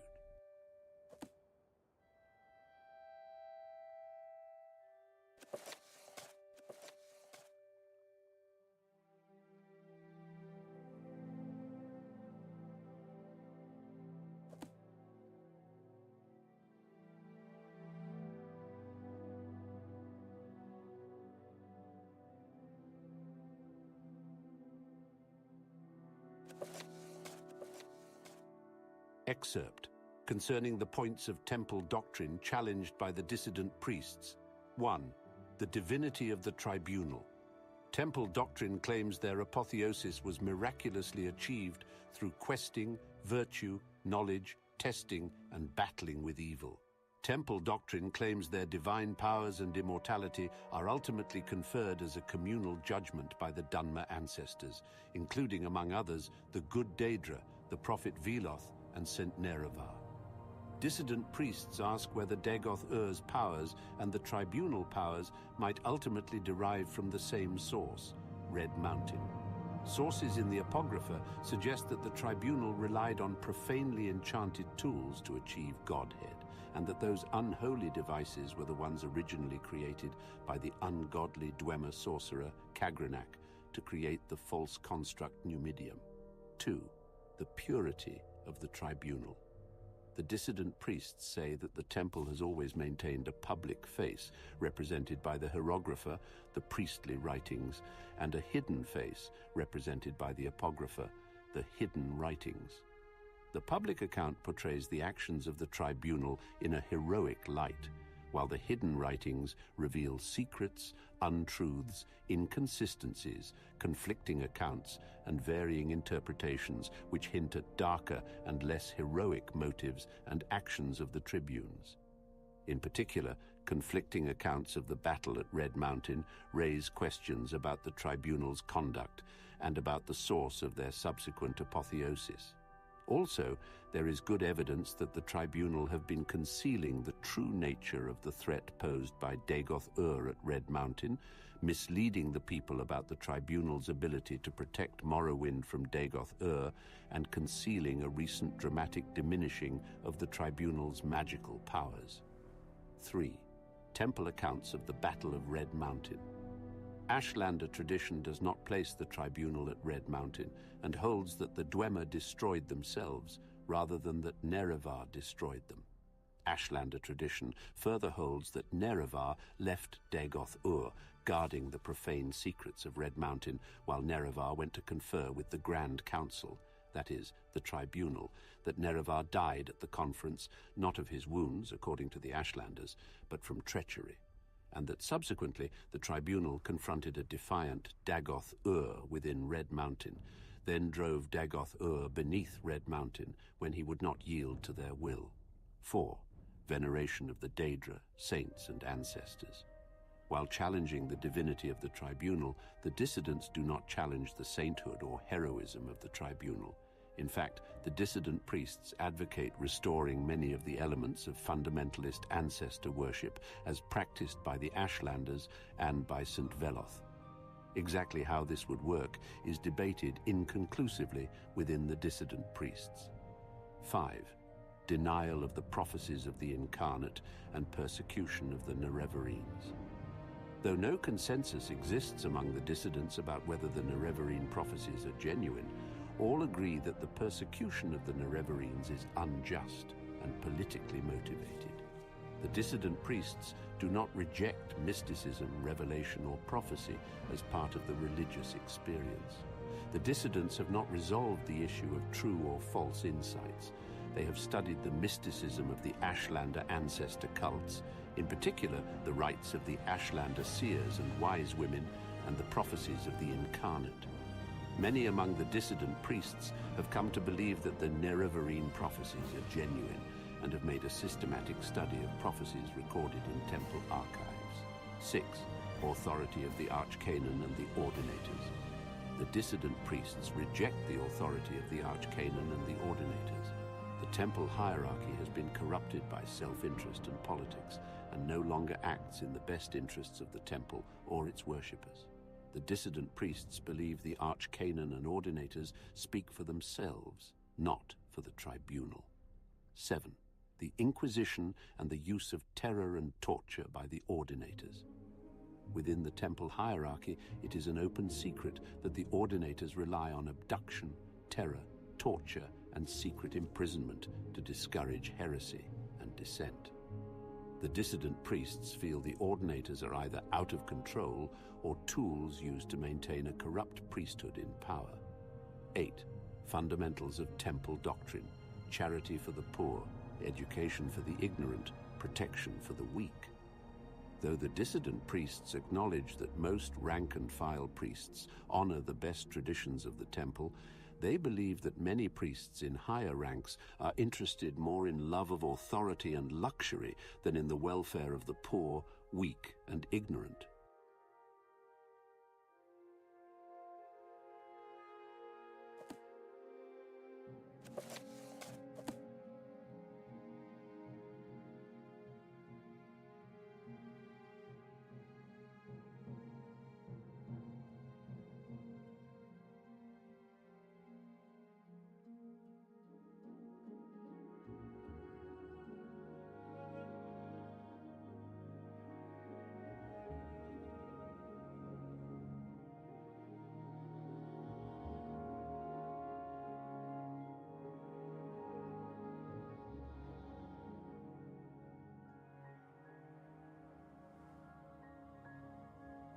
All right.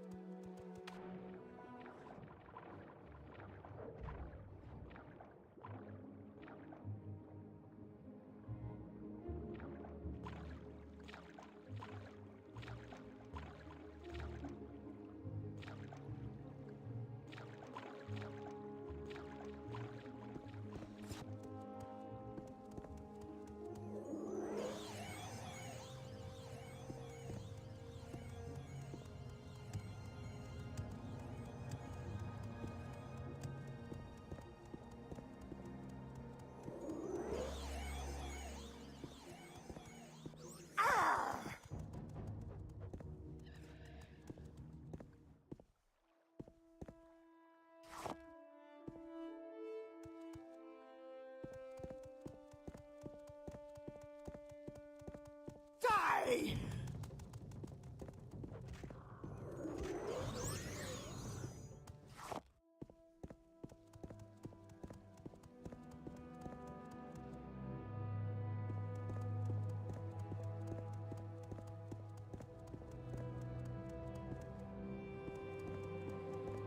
Fight, coward!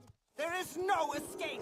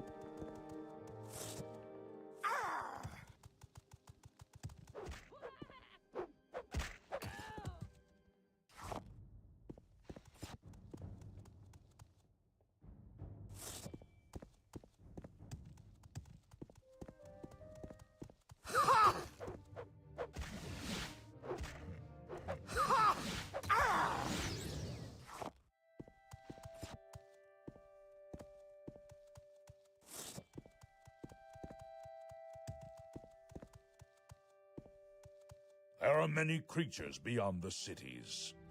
Good hunting.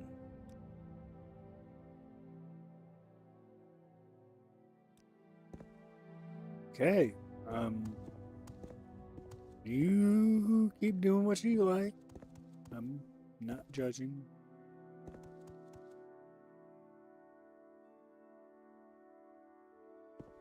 Right. Now you die!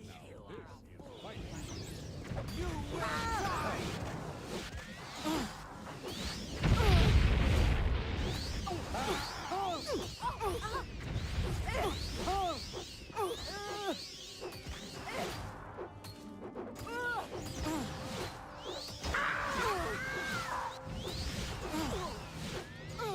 I shouldn't have pushed so hard.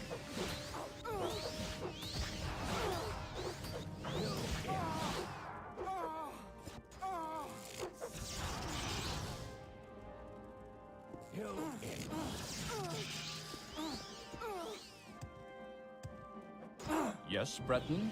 Do you have something to say, What Breton? is this about? Yes, Breton? You will What do you die!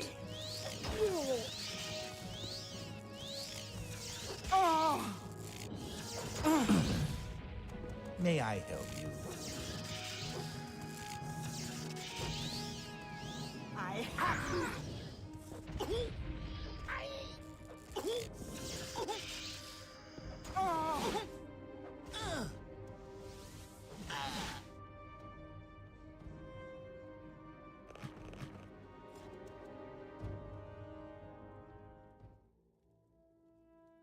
I should probably wash Anytime up now. before heading home. Outlander, what do you want?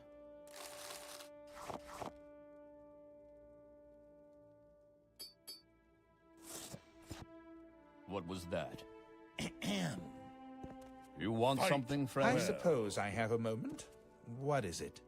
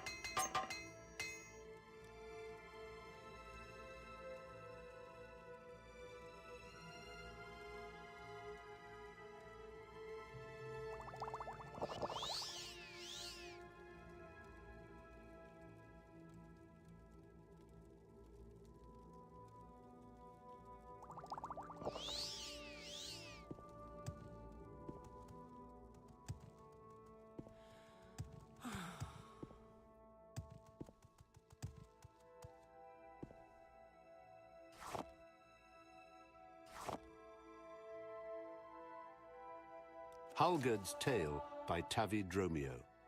I think the greatest warrior who ever lived had to be Vilus Nominus, offered Shiomara. Name one other warrior who conquered more territory. Tiber Septim, obviously, said Hallgerd. He wasn't a warrior, he was an administrator. A politician, said Garaz. And besides, acreage conquered can't be final means of determining the best warrior. How about skill with a blade? There are other weapons than blades, objected Shiomara. Why not skill with an axe or a bow? Who was the greatest master of all weaponry? I can't think of one greatest master of all weaponry, said Hallgerd. Balaxis of Aggianiro in Black Marsh was the greatest wielder of a lance. Ernze Lervu of the Ashlands is the greatest master of the club I've ever seen. The greatest master of the katana is probably an Akaviri warlord we've never heard of, as far as archery goes. Pelinal Whitestrake supposedly conquered all of Tamriel by himself, interrupted Shiomara. That was before the First Era, said Garaz. It's probably mostly myth, but there are all sorts of great warriors of the modern eras. The Cameron usurper, the unknown hero who brought together the Staff of Chaos and defeated Jagar-Tharn. We can't declare an unknown champion as the greatest warrior.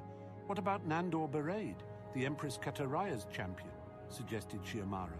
They said he could use any weapon ever invented. But what happened to him? Smiled Garaz. He was drowned in the Sea of Ghosts because he couldn't get his armor off. Call me overly particular, but I think the greatest warrior in the world should know how to take armor off. It's kind of hard to judge ability to wear armor as a skill, said Shiomara. Either you have basic functionality in a suit of armor, or you don't. That's not true, said Hallgerd. There are masters in that as well, people who can do things while wearing armor better than we can out of armor. Have you ever heard of Hlalu Passaroth, the king's great-grandfather? Shiomara and Garaz admitted that they had not.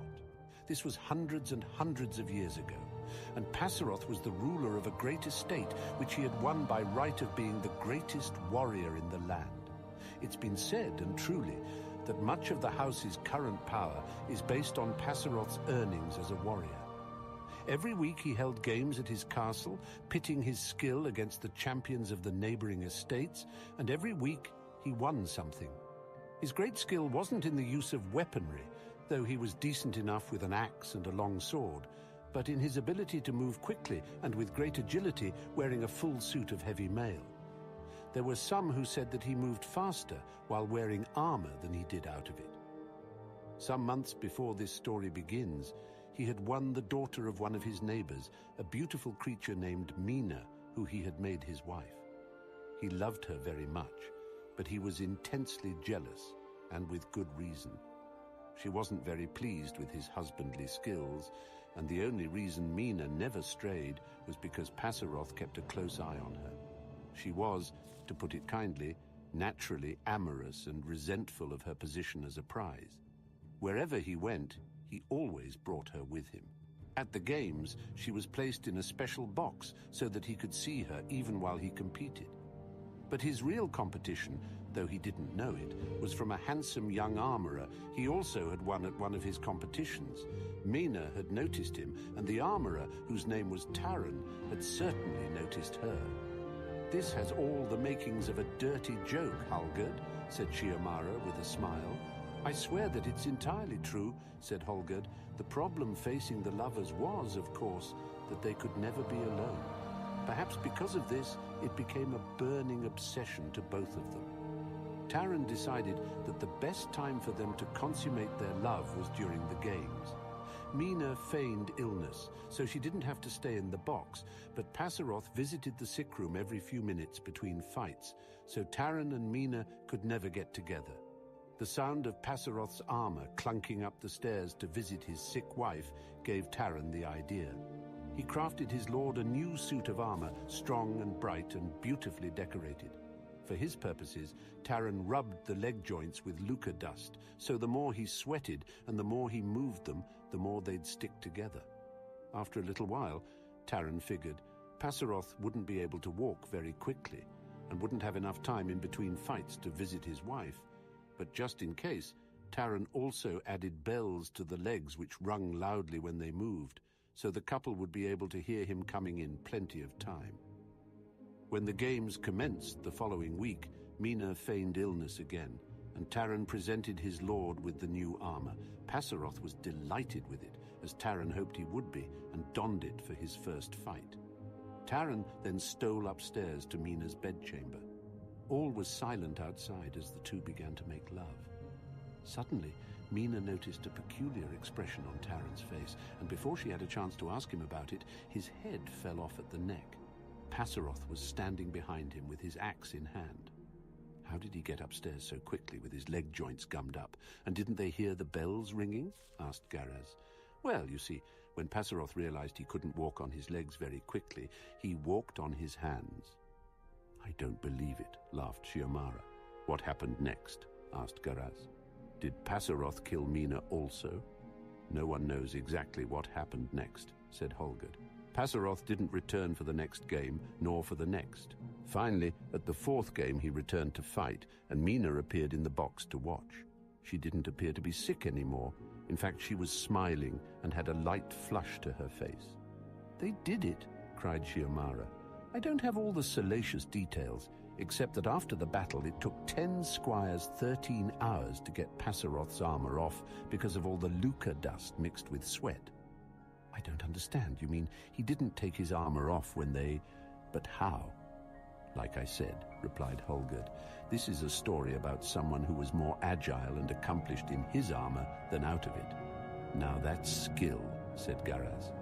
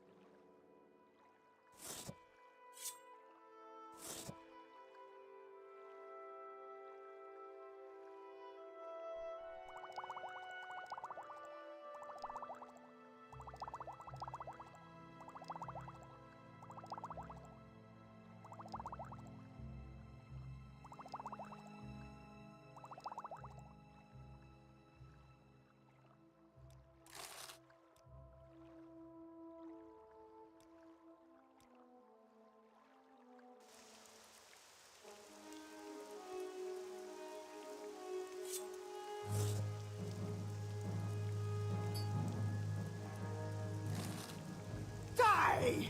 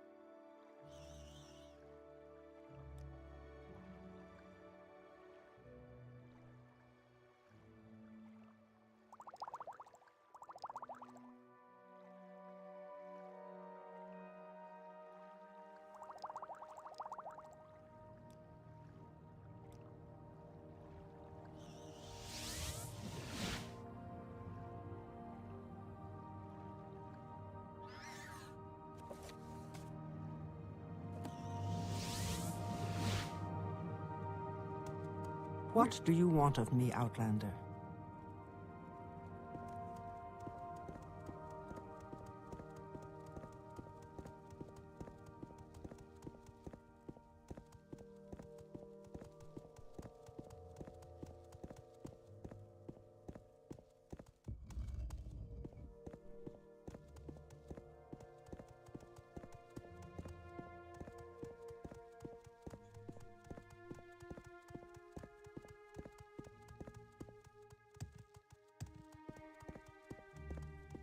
Annoying Outlander.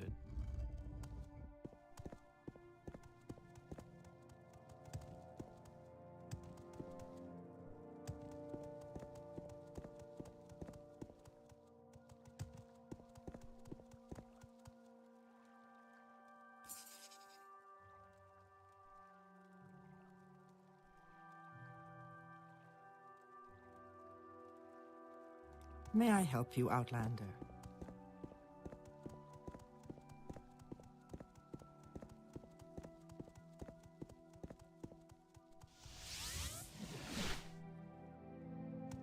Walk with virtue, Outlander.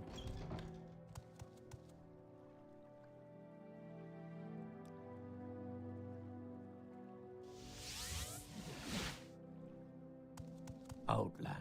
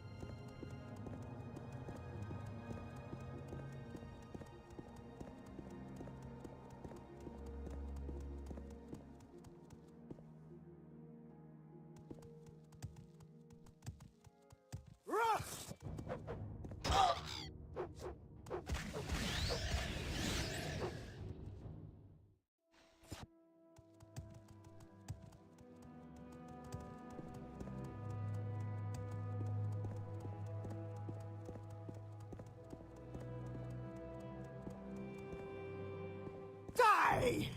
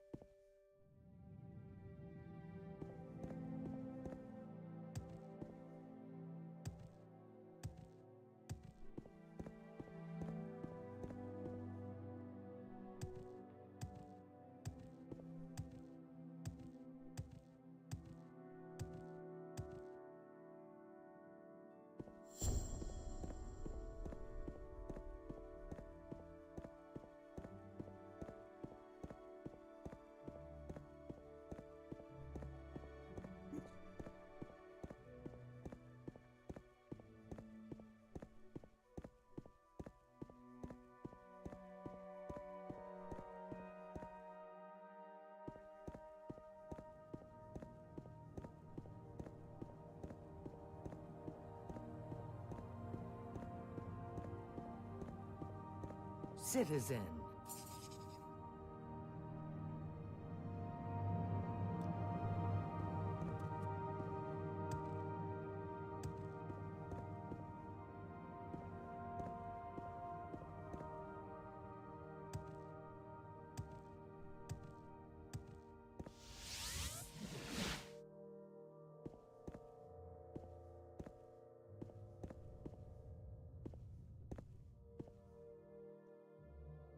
All right. I think I'm gonna take it. I'm gonna just end here. I'll be back tomorrow. Bye bye.